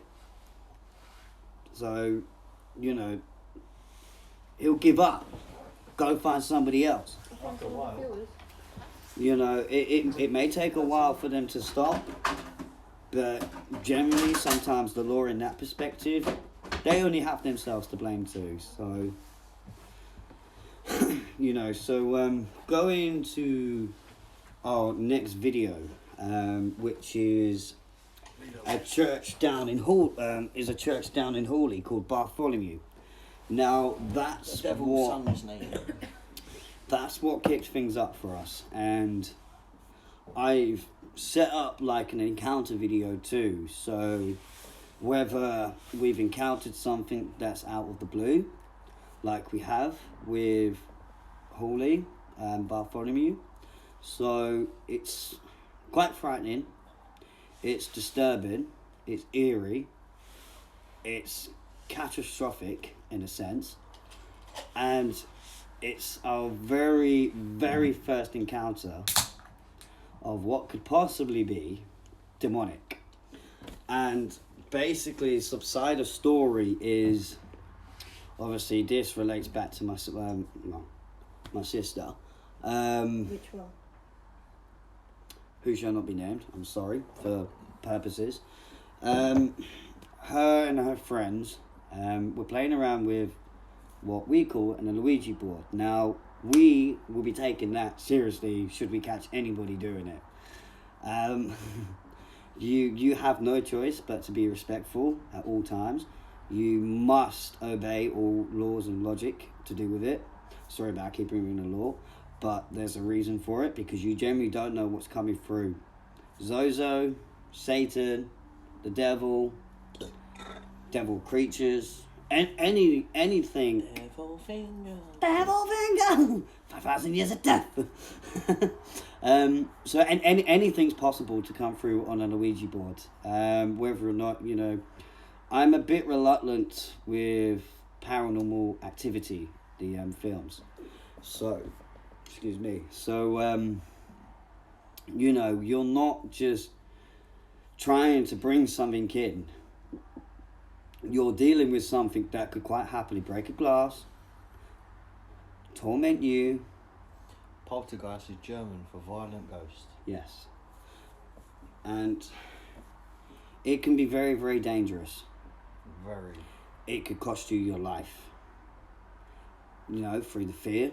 Fun fact, a Ouija board was sold in Toys R Us in the 80s and then took off from there.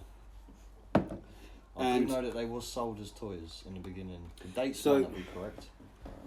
So the difference in our equipment compared to a Luigi board, these are much more safer. You don't generally have to do too much. You're not inviting spirits in, you're locating spirits that are there. You're locating them, and they run through frequencies such as FM, AM kind of radio. stuff.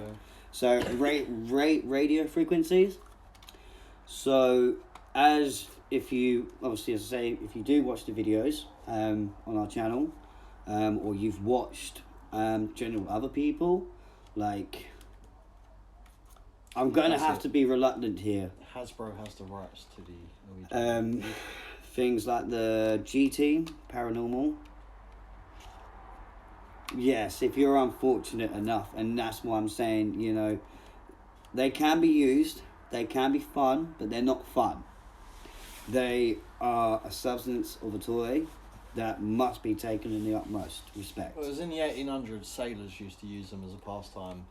Then the American Spirituality Association in the 1800s started to take an interest in them. And then in the 1900s, Hasbro, the game that created Snakes and Ladders and things like that, Monopoly, they bought it and sold it as a child's toy at first. And then weird shit started happening. And I'll leave the rest for you to imagine.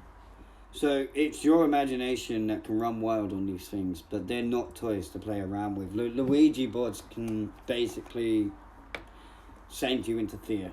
There's a thing with the human brain where if you believe something so much, it can force you to make actions that you don't know that you're doing. Hence the glass moving. You're actually making minor twitches and things like that. And generally, you generally wouldn't have any feeling because you're under what's known as possession. And once the demon or whatever it is that's on you doesn't want you to do something. He could not exist, yeah? So that, I take it that's Dan talking about Zozo. That was when we were talking about, like, the bullying, the racism, and, you know, we're all God's creation in a sense. Yeah. Oh, what's with God exists, Dan? It would be unfortunate if we did have a God, because we're all going to get punished otherwise. Well, you know, that's the beauty of that's the beauty about science is unless you have an imagination over it, you're not going to be able to create an answer. It's like, why do trees grow moss? Why are trees green? Why do snowflakes look geometrically perfect? You know, and why are sharks called sharks? Why are dogs called dogs? Why are we called human beings? Old Latin. So, you know, only your own mind can do that. But obviously... It's something I bet you didn't know. What's that? Do you reckon it's not human being, it's human being? Human being. Human being. Human being. Sounds Jamaican, but it's actually Egyptian. Human in the old scripture means monster of. So, a member of human beings is a monster of. Well, we are monsters, true, yeah. So I mean, genuinely, we are monsters. I mean, look at how we were back in the day. Look at how we are now, Mickey. Fucking Biden, Trump, Boris Johnson, all them people. They're not humans. Well, we're not here to live forever now, are we? So, you know, it's just the fact is, you know, why would you waste your time bullying somebody because it makes you feel like your power? But then, you know, when you're trying to bring down a wall, and yeah, you know, you need earth removers, you need hammers and stuff like that to break through them. You're reluctant, really. How we relate to chimpanzees? Again, another good question, but you know, that's another question of science. Again, it is question of science. It's like, you know, could you physically prove that dinosaurs actually roamed? Could you? You banged into me. I didn't mean to. You know, I mean, somewhere down the line, we are all related in a way, but it's the evolutionary pressure that changed us. Homo sapiens, for example, there's probably 16 subspecies of Homo sapien. You got ones that are more closely related to monkeys. But what it is, when you go back into history, what happens is for us to be bipedal means for us to move from the trees onto the ground. We, as monkeys, tend to stay in the trees to be safe and to have advantage where to look, whereas the majority of the food is on the ground. Mushrooms, berries, plants, floral, things like that. So in evolutionary standpoints, it's safer to be in the trees, but it's more advantageous to be on the ground when the majority of the food source is. A lot of people say, if we're related to monkeys, yeah, how comes we do this, how comes we do that, blah, blah, blah. But they're also forgetting the 100,000 years in between that. There is a big link missing when it comes to Neanderthals. Well, another good factor that represents us from being monkeys is the fact that we have opposable thumbs. Opposable thumbs, yeah. But so without monkeys do have thumbs. You'll find it difficult to hold things, for example. To grasp. No, we have difficulty grasping. If you put a stick or your finger up to a baby's toe, they do this naturally to hold on. We've still got that in our evolution. You can't wipe that out. It will fade genetically by itself. But as Vinny said, to have opposable thumbs, monkeys do have thumbs. They just don't use them the same way we do. Well, it's just the fact that they've got bigger palms in a sense as well. The skeletal muscular system is completely different to us. Yeah, we're 1/14th the strength of a monkey. Fast twitch fibre muscles are different to slow twitch.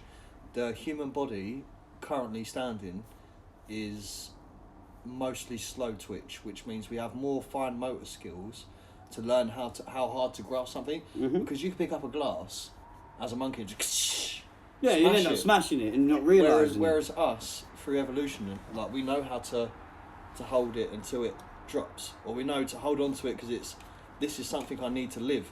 Same with spear throwing. We are related to monkeys, but we're also related to bananas, so work that one out. The thing with genetics is we change through evolution. If it hadn't been for things like evolutions existing, or the general universe, because it's like looking at the outside world. Okay, the one thing that would bring you here would be an asteroid, for an example. That's my fault. That's cool. The name of that is called panspermia, which means a life form from a different planet in a different solar system blew up or jumped on an asteroid and then crashed on Earth, killing the dinosaurs, and then going from a single-celled organism into a multi-celled organism, into a marsupial, into a mammal, and then into a human being. It's like the theory, did the egg come before the chicken, or did the chicken come before the egg? Technically, the chicken came first, the egg came after, because the evolutionary change in its sexual reproductive organs formed the egg to provide a shelter whilst the mammal, the mum, the dad decided to go out and hunt. You leave a little squishy skeletal baby that can't do nothing apart from cry in the middle of a field, a fox is going to come up and eat that fucker. Again, you know what I mean? So unless served as you're a the parent. chicken came first. Yeah, definitely. Do you know what I mean? You need a genetic parental you. A genetic advantage is where we seem to progress better. So another good factor on that, and this is my favourite, and I know this. So this goes into my perspective now, is looking at the tyrant lizard king known as Tyrannosaurus Rex. Now, if it was to continue living, I'm just going to put this out there now. Yes, it's a very successful hunter. It pretty much stood as tall as a double-decker bus, but unless it had a parental gene inside it to take care of its young, T-Rex would not have even existed. It's almost like a code in a computer program, because if you don't have that parental instinct, you'll lay an egg and think, oh fuck me, I'll have an omelette for breakfast. Yeah, exactly. That's your baby, you know what I mean? So the parental instinct, as Vinny said, is a huge evolutionary factor. Without that, you're fucked, mate. And like also, you wouldn't be here, I wouldn't be here, no, he wouldn't be here. Absolutely wouldn't. No, You know, it would have been boiled bread and died. So the worst factor of about being a dinosaur would have been basically being a sauropod. Also, now, with dinosaurs, it's almost always environmental aspects. So if it's like back in the Jurassic period, it was quite warm. It was cooler than it is now. It was 23 degrees Celsius up to 25, and that was the current temperature around the world. Whereas now we've got Antarctica as a different polarised temperature. So these little splits in environments cause the absolute like I think of evolution as an explosion because the distance from the sun, the gases in the atmosphere, the temperature on the planet, they were so different, it forced other animals like ourselves to, you know, evolve and to cope with it. You know, and another good factor before we get back on is, you know, looking at somebody who's got ADHD, for an example. Now, you may think we are stupid. You may think we're you think we're dumb. But so when we're talking about the parental guides and the rebellion of being a parental is, you know, it is like looking at a T-Rex or looking at a certain animal that hunts. And not just because it hunts. Like, unless you show that person how something's run. It's taught. Like, you know, I know it sounds fatigue and I know it sounds stupid. But it's like looking at kids, isn't it? The way they learn is by watching what you're doing. Yes. The dad or the mum, do you know what I mean? Your kid's just sitting there and it's like, right, okay, I've just seen him push down on that lid. Now all of a sudden, I can take it off. Well, not without the strength, no. No. Or the understanding of the mechanism. The fact that they now have an understanding of what to do with a bottle They can lid, learn that action. They can learn, or it's like when they want to pull things apart. That's just a genetic that they understand. They'll do, you know, they can do that on their own. So it's like looking at mammals, lizards. You know, the way they learn to hunt is by watching, fighting with one another. It's like they're siblings, so they learn. So they learn the vital hunting skills. The thing with humans as well is that we're not so far off from nature as we think we are. You watch someone run and jump off a cliff. Oh my God, Gary's dead. I'm going to jump and see if I live. That's called natural selection. So, although we might evolve to survive and try to survive, we've still got that weird little thing in our head that goes, when you're on the edge of a cliff, jump. Jump. What's going to happen if you jump? It's like... Do you know what I mean? Like, that's there through evolution. Yeah, so it's like me taking like, I'm lead. scared of heights, but sometimes when I'm really high up, I just think, go on, just fucking jump, mate. Do you know what I mean? So, yeah, exactly. Weird, so it's like me taking lead in a ghost hunt and putting everybody in danger. Now, the moment you'd fight against that. Exactly. So the moment I would have put somebody in danger, my first instinct is to make sure that everybody is fine, everybody is safe, and if things are still persisting in a bad era, it's time to go. So the more... fuck out there. So the more you're hanging around that danger zone, the more worse things are going to become. You know, and obviously it's... to the danger zone. Should have known that was fucking coming. I couldn't help it. So, you know, as evolution's gone on for the T-Rex, and obviously because of lack of understanding... We have come to like a standstill at the moment as a human race, a species. Where do we go from here? Do we evolve our consciousness to think, control our emotions and then progress? Or do we do what we're doing right now, like Putin's got nukes and Putin wants to go to Ukraine and Boris Johnson thinks his balls are bigger than blah blah blah. Down at Fort Morgan in Alabama, I actually didn't see anything, but on our paranormal hunt, even though those cannons haven't been used in decades, we could hear cannons firing, and also in the tunnels Is that a quote from heard something a brick you just... being thrown against the wall. See, Jesus. Now that is a good factor there, and I'm glad that Mirage? Oh, welcome, Mirage Leonardo. This was back in appreciate 2011. the No, that feedback. is good.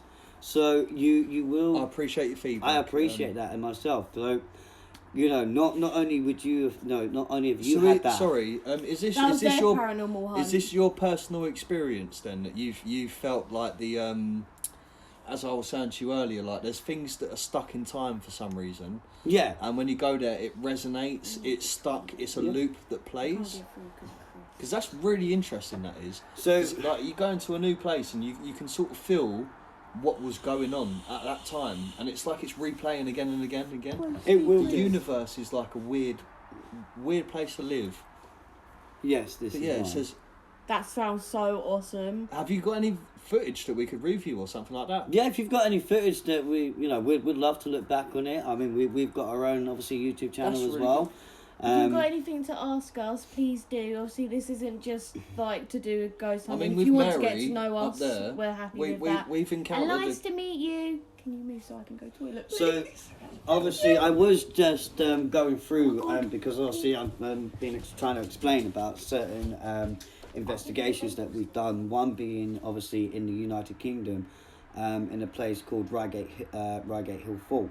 Yeah. That holds a reputation back in the Second World War, and was a defence for London, to protect London. But the main course that we've encountered is a church in Hawley, which is obviously again located in the United Kingdom in Surrey.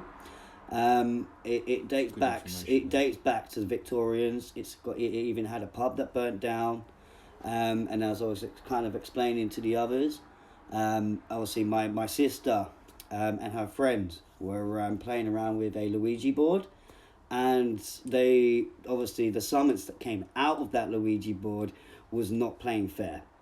And when I say not playing fair, it physically had the intent and the audacity and the energy to break the original glass, sending them all haywire, leaving them in complete distress for a start, physically leaving them with marks. Whether or not, so whether or not they're still alive to this day, I know my sister is, because obviously she explained to me about the story. And obviously during our investigation, we were actually taken to the location of where they did the Luigi board. And obviously, as I said, it was not playing fair, it wasn't playing nice. It physically caused them harm and distress. We could hear the name of one of the soldiers being whipped. Oh, that's quite, that's see, spooky, man. See, That's what I'm saying. So that is awesome. So yeah, again, that is absolutely awesome. On your experiences where you go, is it like a group of you guys? Is it your partner? Things like that. Like, did you go there expecting to find any paranormal information, or was it just somewhere that you decided to go and come across something? Yeah, no, that's very, very good, and I'm actually pleased that he's answered that. But yeah, so we had obviously went to another part of a graveyard, and obviously because that's what this church is in Hawley, it's a graveyard. So it's not just got one graveyard; it's also got a graveyard to do with. Sorry, I'm really cold. First and Second World War veterans, where they got laid to rest, and literally out of nowhere on the camera, a friend of mine goes, "Oh, I think I'm seeing something on the camera." It's a small group. I was there from 6 p.m. to 6 a.m. That's really good. That is a lengthy time. Nice to meet you. And that again, that is awesome. But so, after hearing like the manic panic, in a sense, literally, we've actually captured the video best we can, done what we could, and literally just out of nowhere, this literally orb comes out, flatters and disappears, and then moments after, literally all you can hear is this horrifying "I'm not a professional, I was just a guest." It was about 10 professional guests like myself, and that's fine. Again, that's fine. You do what you need. Like, Then you did. Sorry, because you got smoky air. You generally don't need to be a professional yourself. Like, we're not genuine professionals ourselves neither. It's just we've had the genuine encounters to produce what we needed, and it's something that I've always wanted to do. So I kind of like brought it to light. Fort Morgan. Back in 2000, so basically near enough just after 2017, when I pretty much lost my grandma. But yeah, so we heard this horrifying voice that pretty much was demonic, came through crystal clear on the camera, saying basically, come here. Moments after, literally all you can see are these gaunting eyes. And you could also, you could pretty much put it down to an apparition. So it's basically trying to form itself. And obviously you'll notice me coming into the camera, and then boff, it then disappears. So we will hopefully, again, so obviously my Twitch account is connected to my our YouTube channel. So please feel free to go and watch our previous videos. It says here, Fort Morgan in the 1880s, basically the Wild West, when people first moved to, But the no, United States. That's very good. So, you generally, sorry. No, it's all good. I'm just saying. So the population in 1880 was 38 people. They made a post office there. Under a different operation, it was renamed from 1892 to 1924. So that's a fair few years ago. That's actually really good. It says that the residents there sought to incorporate the community and have persuade litigation against the Gulf Shores, which is Mexico, I think. So another good question to you quite rich. Is continue where you left off. So what kind of like stuff did you get? Did you get like light anomalies, apparitions? Yeah, she had sound, things like that. Like tapping, scratching, voices being touched, screams, anything like that. I mean, I think they might have had the full-fledged experience there, mate, because she was saying that she had. If it's a she. Well, she sorry, or we he. don't know if you're a she I do or a he. apologise, or even if you're a person, that's fine. Or a helicopter, it's okay. Or an alien. Or an alien. But yeah, so it's fascinating what you're saying, because it sounds like you've had a bit of every type of sense go on. Like you've had the sound, the feeling, like it sounds pretty much like you've had a whale of a time. Like you've got more than what you expected, and that's really 100%. Great. Yeah, and that's what we aim to do. And obviously, as I'll state again, we're not going out there, trying to thwart people. We're out there generally getting general evidence. We just want the information. We want to be able to prove to people that what we see, what we experience is real. There's a lot of people out there that don't believe in this sort of things, and it's a shame really, because there's a big spectrum that's going on unnoticed at the moment. There's science behind it, and it's just a shame really. It is. So when we look at that factor, we go out there, and if it happens, it happens. If it doesn't happen, it doesn't happen. We could go to like a small little woods or graveyard, and nothing could happen. But on the generally occasion, nothing could happen. But then we could go somewhere else, and it would just explode. And it could explode. Yeah. So and that's the great thing about ghost hunting, isn't it? So, like I've explained to certain people again, which I will state again, just so you're catching up with what we've been speaking about. Obviously, we've picked up like faces, cries, general children laughing. Obviously, so if you've been doing stuff like that, we use a PSB7, which is our lovely, awesome saviour spirit box, which has saved our backside so many times during investigations. We've even captured a picture of when I was trying on a dress ready for my nan's funeral of an orb being captured. It's up there and it's almost dead. So hopefully before the phone dies. So again, if you look up Fort Morgan Investigation P1 on YouTube, it's from 8 years ago. It's not my group, but it's Great 7. It's like, okay, yeah, that's fine. We'll definitely do that. Anyway. Chris, our cameraman. We forgot to introduce so I'm Vinny, or Vincent, if you prefer. You can call me Vinny if you want. So I'm pretty much like the producer of Ghost Locators, and obviously this is my partner Melissa. She's our medium, and then this awesome dude is called Chris, and he's our cameraman.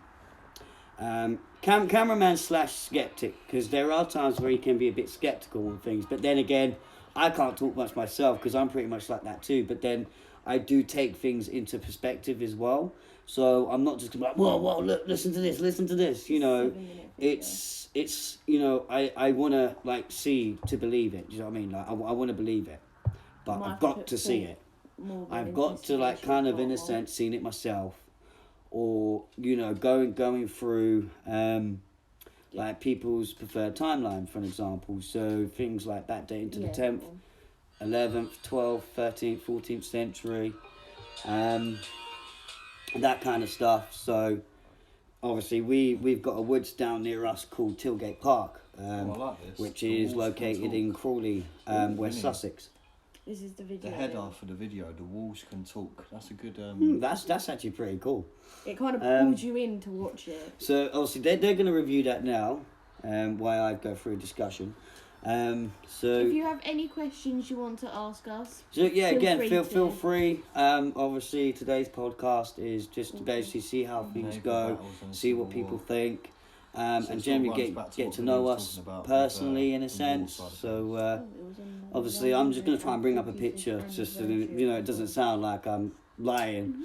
But obviously my partner obviously lost her grandparents at this time, and obviously I took a picture, and the picture itself was quite phenomenal because I didn't even realise it at the time until I literally just looked down a little bit, and then literally all I can see is this orb floating past, disappeared.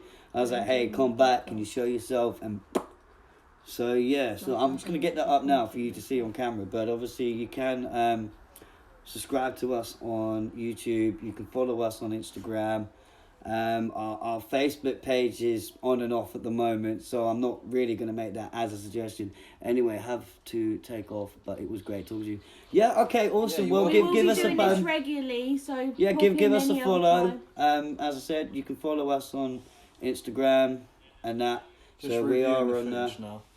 YouTube as well, and obviously just before you go, we are going to be doing more investigations at some point, so it's been awesome to hear from you, and awesome experience, and I wish you all the best. So, but yeah, so basically going back, just so obviously, because I know there's new people coming in, and obviously, you know, bless you all, you've just coming in. You can use the one with okay, thanks. Stay safe and take care. I will do it and yourself. You. So, obviously, that's the light anonymity, otherwise known as an orb that my partner got. You can use the other one. But that's the better version. So as you can just see at the bottom there, literally came out of nowhere. I wasn't looking good that day. That's why my face is covered. But yeah, so obviously going back to our investigation in Hawley, it left us very well shell shocked. That's for sure. So our capturation there was extremely scary, very fearful, but full of joy at the same time. Like, you know, we went to a place, we knew little bits about it, and it definitely left us speechless. I can definitely say that for sure. We were left absolutely speechless. Oh, bless you, Dan. Thank you, buddy. But yeah, so we were absolutely left speechless that day, and obviously when we had got back, done the review, obviously we reviewed the footage. It left a lot of scars from wondering, but it all kicked back because of basically all I can really describe is it's basically not like my sister's word against it, but obviously being told that, and then, you know, like later on during the investigation, it kicked off big time, let's say that. And obviously, you know, as I said, Jesus Christ, we've got 6 people. Hello, everybody. Hi everyone. What's up, guys? This is Ghost Locator's official Twitch, Instagram, YouTube. We're always here. Do you want to introduce yourself? I'm Vinny, the producer of Ghost Locator. This is my partner Melissa. She's our medium. I'm Chris, and the this cameraman. is Chris our cameraman / skeptic. Drop some comments. But I can't really talk myself because I can be pretty much skeptical myself at sometimes. But then I actually have I do have good intentions on why. I believe that there is. But yeah, so what we're discussing is an investigation that took place in Hawley in the United Kingdom, in Surrey, and basically a little backlog story of my sister of what she was explaining. And basically her and her friends were basically playing around with a Luigi board, and obviously, like I was stating earlier, they released something that it didn't end well on the teenagers and that took part. Like, although my sister physically didn't take part herself, but unfortunately, this is why Luigi boards should be jam-packed away. It's a Luigi board. It's a Luigi board. If you're going to do a Luigi board, respect it. You know, you're dealing with something that has to be respected, and you must follow the rules as much as possible. I'm against Luigi boards. I'm all for but generally, yeah. So I mean, I wouldn't mind doing one generally, but at the same time, it would be something that I'd have to take into consideration.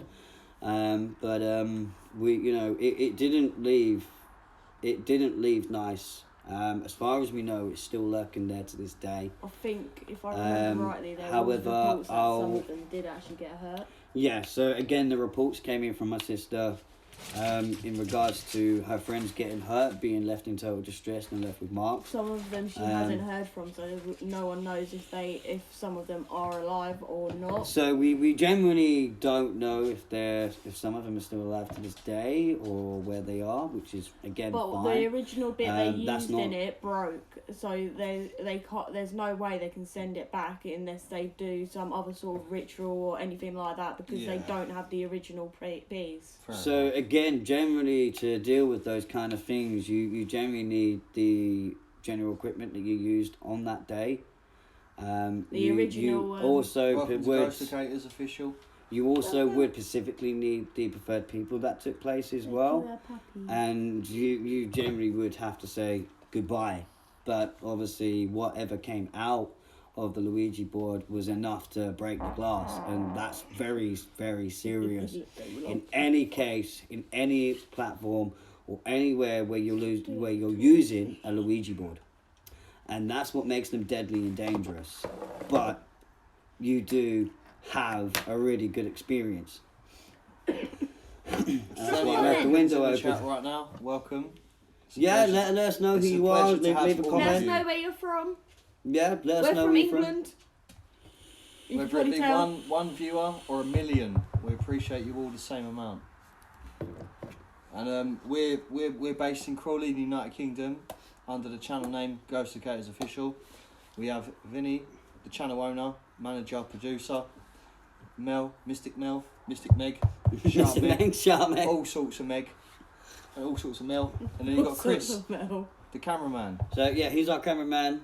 Obviously, without his hard work, we wouldn't be able to again produce these kind of videos. But we appreciate every one of you, and if you want to ask any questions, comments, yeah, we've still got time. Kick back, relax. You can do that here. It's just obviously we have been going through some of our videos and explaining them in the best way we can.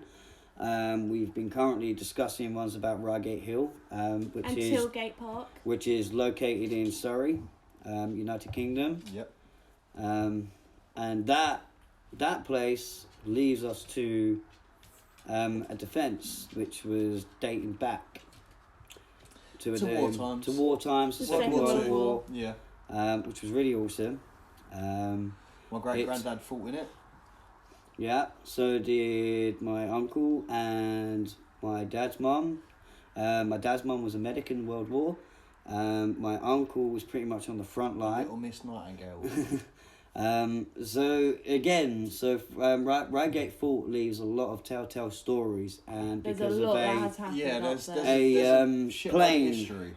a plane known as a B-17 bomber had a unfortunate ending, and unfortunately all crew members. Shot down. Yeah, we suspect. Did he survive? It was shot Yes, down. he did, Dan. He lived and breathed through the war. Yeah. Unfortunately, good on took him him. to carry on through that sort of punishment. Just shows that your spirit is strong enough, you know. And I respect. Let me put it this way: he had a wife. He had a wife to get back to. He had kids to get back to. So yeah, he might not survived, have even and wanted to so go, and so but he did my did it dad's for his mum. country. Mm. So My salute to you, dad's sir. mum pulled through, so she was a medic in the war. Well, for all of us to be here now, you know, it's without the fault of I mean, we've all the gone ancestors. through big loss. You know, Yeah, everybody does. It's a we all human go thing. through. Yeah, we all go through big losses, and to mourn the dead is to be human, and to Yeah, show absolutely. show extreme emotion or cry, shred a go to tear. Mexico. So it's all about being human. I don't.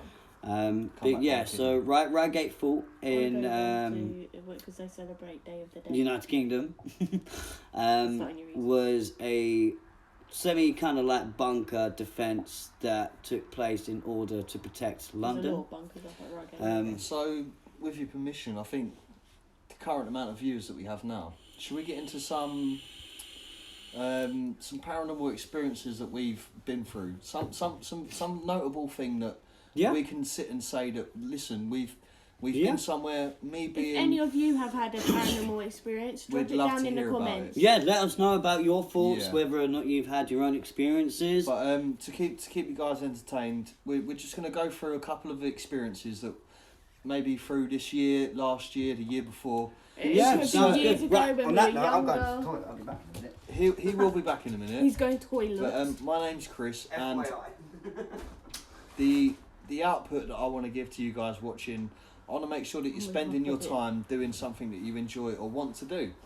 So basically, we are ghost hunters. We try to locate spiritual, paranormal, Haunted or places. even haunted places, or even Abandoned crypto places, you know. anywhere. I want to stuff go like to that. an abandoned asylum. That'd be like the best thing. Yeah, I would and like that's the to thing. do. Like with this channel, we're gonna take ourselves as well as you along on a journey with us. And what You'll we want see to do everything we see. You'll experience intentionally, it with us. what we want to do is provide evidence for someone to say, like, we've all got that friend that doesn't believe, or that parent, that family member that goes, oh, it's all bullshit. What we really want to do is to create a community. We want to create an awareness towards the paranormal. And paranormal doesn't always necessarily have to mean ghosts. It could be, you know, spirits. It could be cryptids. It could be anything. But what we're after is anything that's above normal. Okay, so the end game of Ghost Locators is to locate anything that can be considered paranormal. Our main goal is to enjoy ourselves, strengthen our friendship, and include the community in what we're going to do. So He's rescuing a ball for our dog because it's gone. If by any chance that you have had any paranormal experiences of your own, please drop we're them down very in the eager. comments. We're very eager to learn. We're eager to experience what you may have experienced. I mean, we'll all take turns on saying what we've experienced. I mean, it could be years ago when you were like a 7, child. 6, 5 years old. Yeah, whatever. I mean, you know, Recent, you could anytime. have, you know, It could even be a family member. you could have had your first experience when you were a kid. Absolutely. or after I a did. loved one passed Yeah. away, stuff like that. Who I mean, we really are here for you guys. We've got We want to anything entertain to you. do, but for you guys to be entertained, for us to enjoy our friendship and our company, that's the main thing. So if there's anything that you'd like to mention in the comments, or a question, whatever, Please we're here drop for it you. down. Yeah, please feel free. Like, honestly, like our experience is phenomenal. We have only been doing it for a couple of years. So, you know, when we look at experience, it could be something that, as you know, as we stated, it could be when you were a kid. It could have been something that you've walked past, like an old village kind of thing, Or seeing anything people. that just didn't seem quite right to you. Who wants to go first with one of their experiences? I mean, I could always give my experience and then we'll move alongwards. Well, if So- you want to do that, I'm gonna obviously have to put our camera on charge because it's dying on us. So Yeah, so if you want to do yours. So my story starts with me being a young child, not aware Roughly of how old? between the ages of about 8 to 11, because I think I became aware at the age of about 12. you Yeah. know?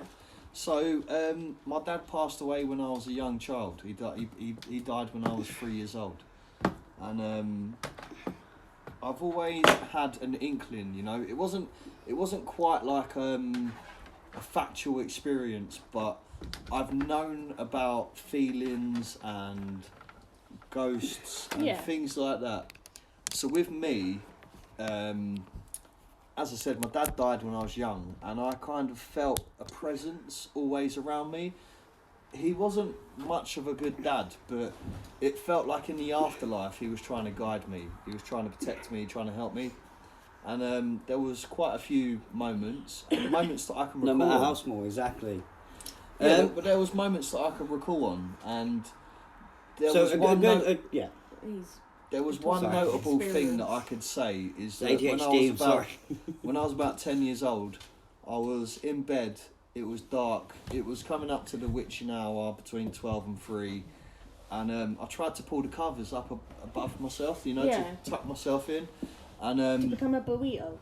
To become a burrito. A burrito. But what happened was I tried to pull the covers, and it felt like someone was sitting on the edge of my bed. And I woke up the next day and I explained that to my mother, and she said, "Oh, it's your daddy's with you." And I kind of thought, well, where was he when he was alive?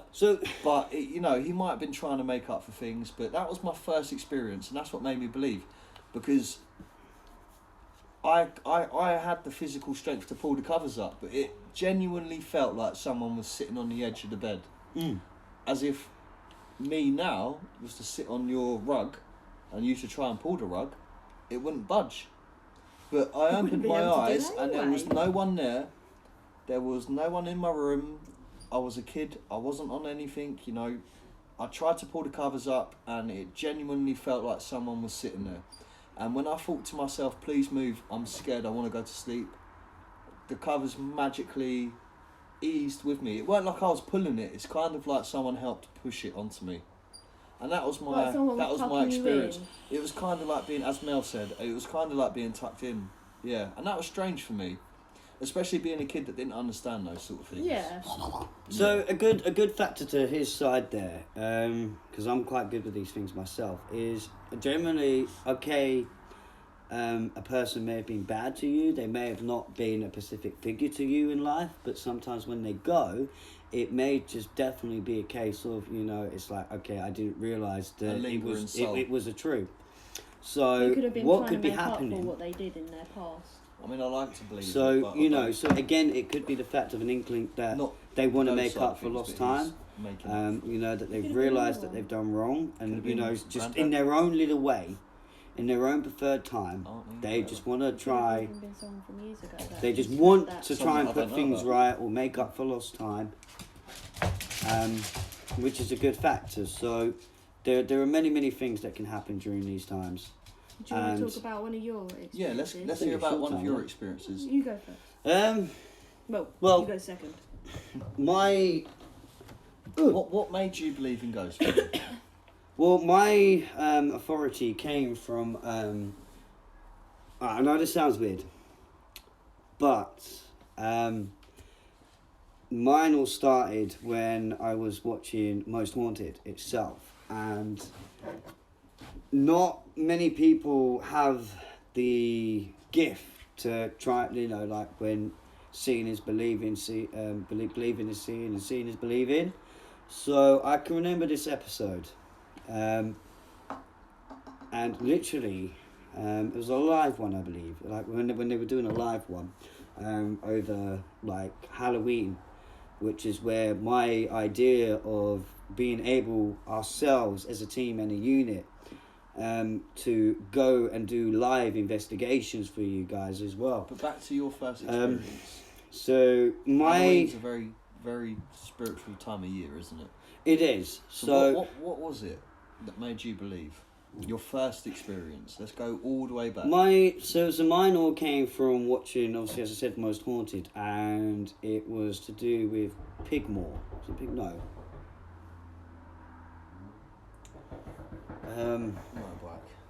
So basically, there's this area that they've gone to, and they've done a live investigation. Well, I think what he's asking is what happened. Yeah.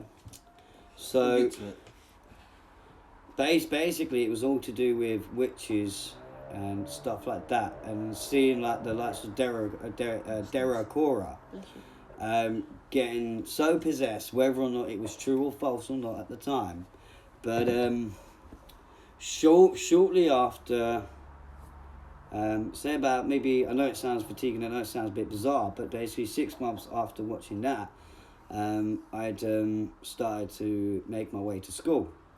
And generally, it was just generally out of the blue, because also I used to go to St. Nick's, and I would generally walk through an alley, and out of nowhere, I generally could see somebody standing there.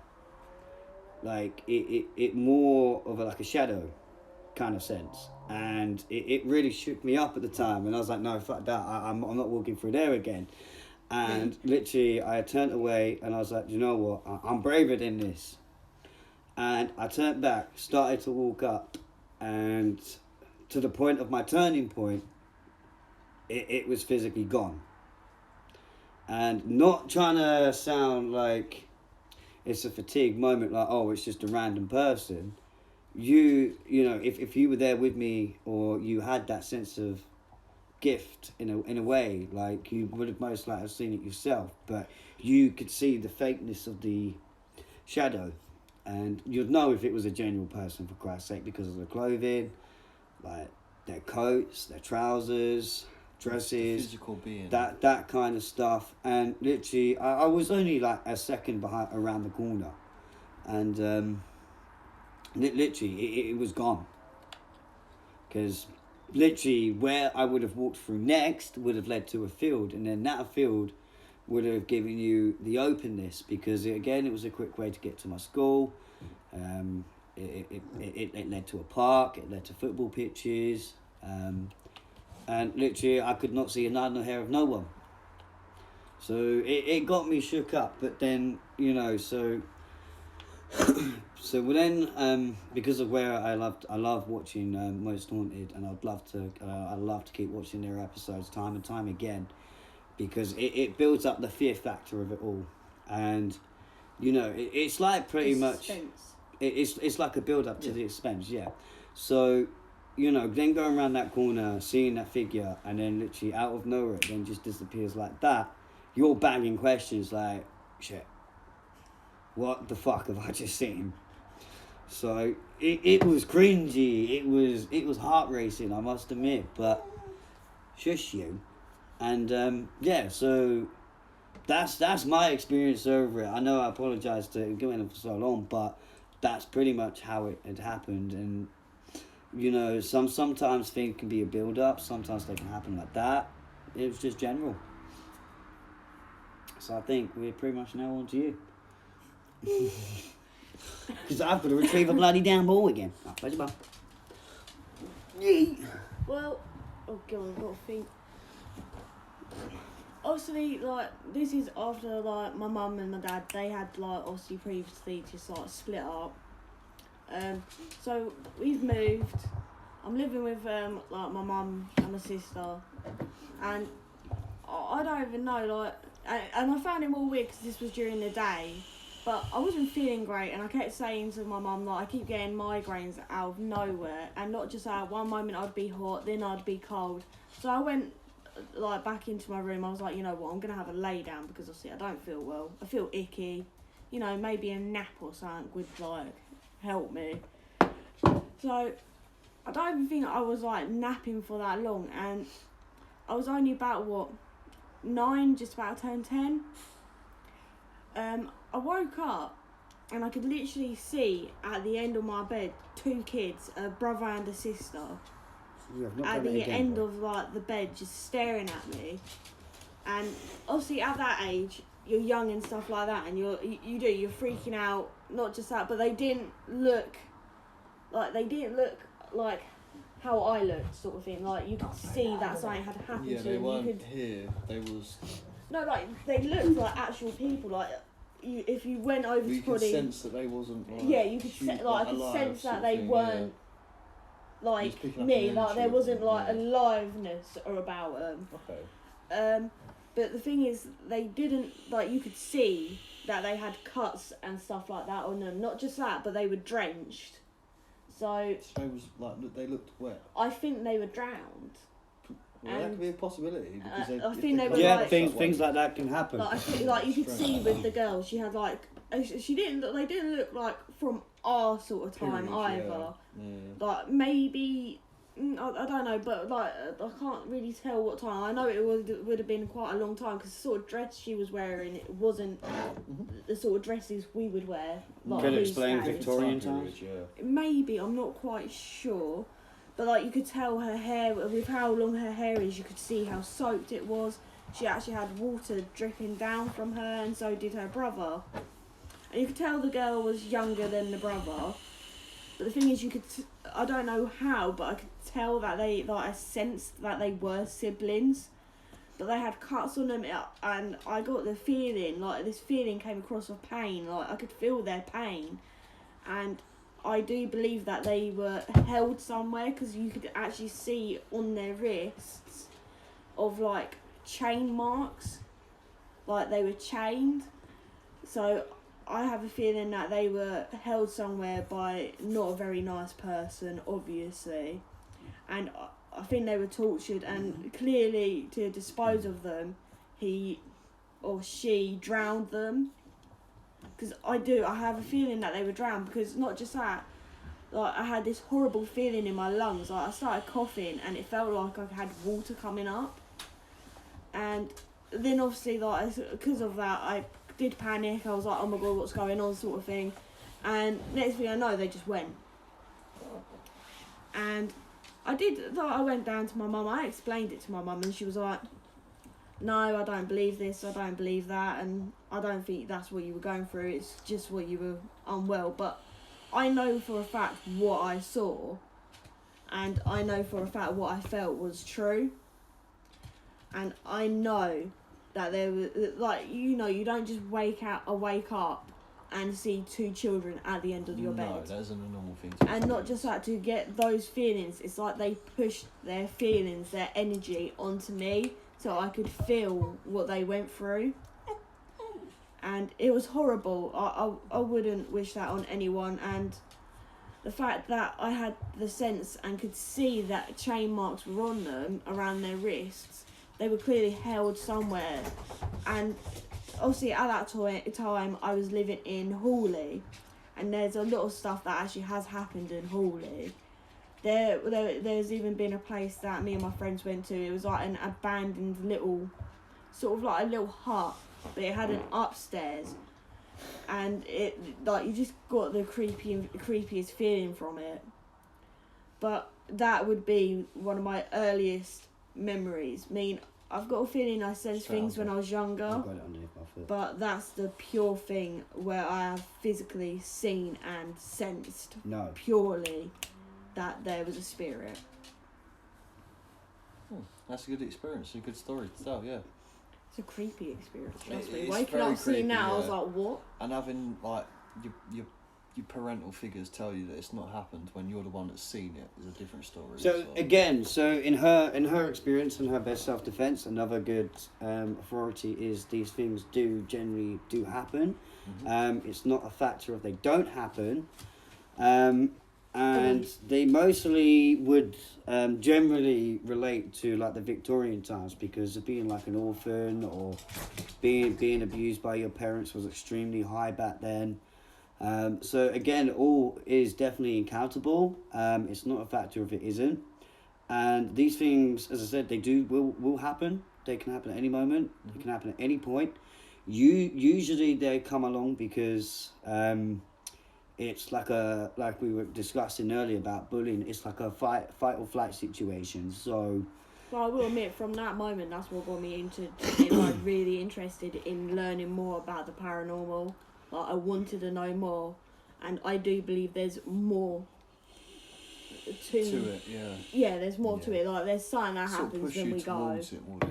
So again, you know, when it comes to things like science, that's not going to help us in this case, because there's not generally going to be a record. Not unless, obviously, like the authorities were made aware of how the parents were treating the kids. Very, very, very difficult, because the law back then wasn't quite what it was like back in, say, like the 50s to the 60s. That's when the law started to crack down more on things like child abuse and parents neglecting their kids. Chains sound very familiar. So again, that could have been like Romans. That could have been like own personal experiences. Please ask them. So all our encounters and our explanations on them are all very explainable. So it's not like, you know, you're going to go to a place and you're going to meet the same thing twice. You'll meet different characters in this kind of work line. It's not really work line, it's more like a hobby in a sense for us. So like you can meet good spirits, obviously you can meet bad spirits, but like they're more like a poltergeist is a spirit that is able to have enough energy to be able to move stuff and actually manifest themselves. Yeah, manifest into our realm. Yeah, definitely. And also you can get the demonics, which are a big no-no, and you have to be so careful with them, like literally.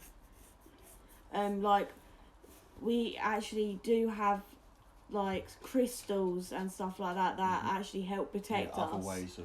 So how crystals work is actually a good question. Is you're drawn to the crystals. So a crystal could come along and it could be like your birthstone. It could be your favorite color.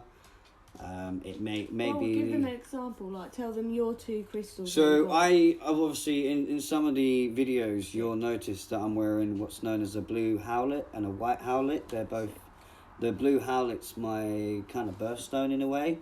The white howlet is drawn to those with like autism, ADHD, and being able to sense when there's not something right about a person. Can I roll the fag for him?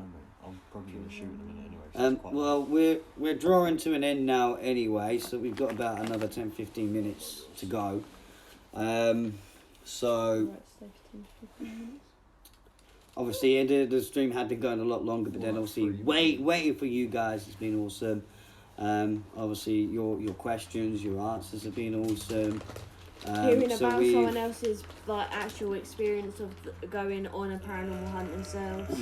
Or anything that's been anything that's happened to them throughout their childhood. Yeah, so things like your childhood can explain what could be going on with you like today. When do you think our next live podcast would be? This week, I hope. This week would be good. What, for another live podcast? Well, I'll tell you what. Also, I know there's only 3 of you in the stream. If you like what we've gone through so far, drop us a message in the chat and let us know if you would like us to do another one. Quite frankly, I would say even though we've had viewers come in and out, that's still a good thing. Like that's. I mean, if you wanted to go on a ghost walk tomorrow, we can do that because I've got my torch and stuff. Yeah, we can do that. I mean, yeah. Same, to be fair. That would be quite nice because I mean. Be good for him. We can go through it live and then upload it, so then basically the people that are in the live stream get the sneaky peek. And that'd be a bit hard because of having data and stuff like that. Doesn't matter, I'll be able to record it. I can record it on my phone and then come back and then do it on a laptop, whatever. It's doable. Yeah, it's doable. And then obviously give us a thumbs up if you've liked this podcast. After we've done that, then we can obviously do another podcast and make people more aware of the times. Yeah, so obviously I know like it was obviously it was not planned but not planned. But this will be going straight up to YouTube as it is. I'm not gonna switch the standard. I'm not gonna faff about too much with it, but obviously we are kind of like semi-drawing to an end now because obviously time's getting on and obviously your questions and answers and obviously we're getting a bit hungry now. But yeah, so obviously in due regard, so we've gone through our investigation at Reigate, which is part 2. Sort of about Bartholomew's. We've gone through Bartholomew's, which is Tilgate. Bartholomew. That's not Tilgate. No, she's saying areas that we're going. Oh yeah, no, of course. So Tilgate, Tilgate and Bartholomew is by far the best. Nice to know. Nice to know what. Yeah. Oh, what? Because we're hungry. Oh right, yeah. The plans, or because we're hungry.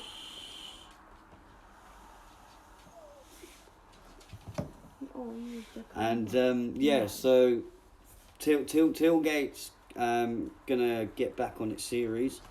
We're most likely gonna pop out tomorrow by the sounds of things to do that, which would be awesome.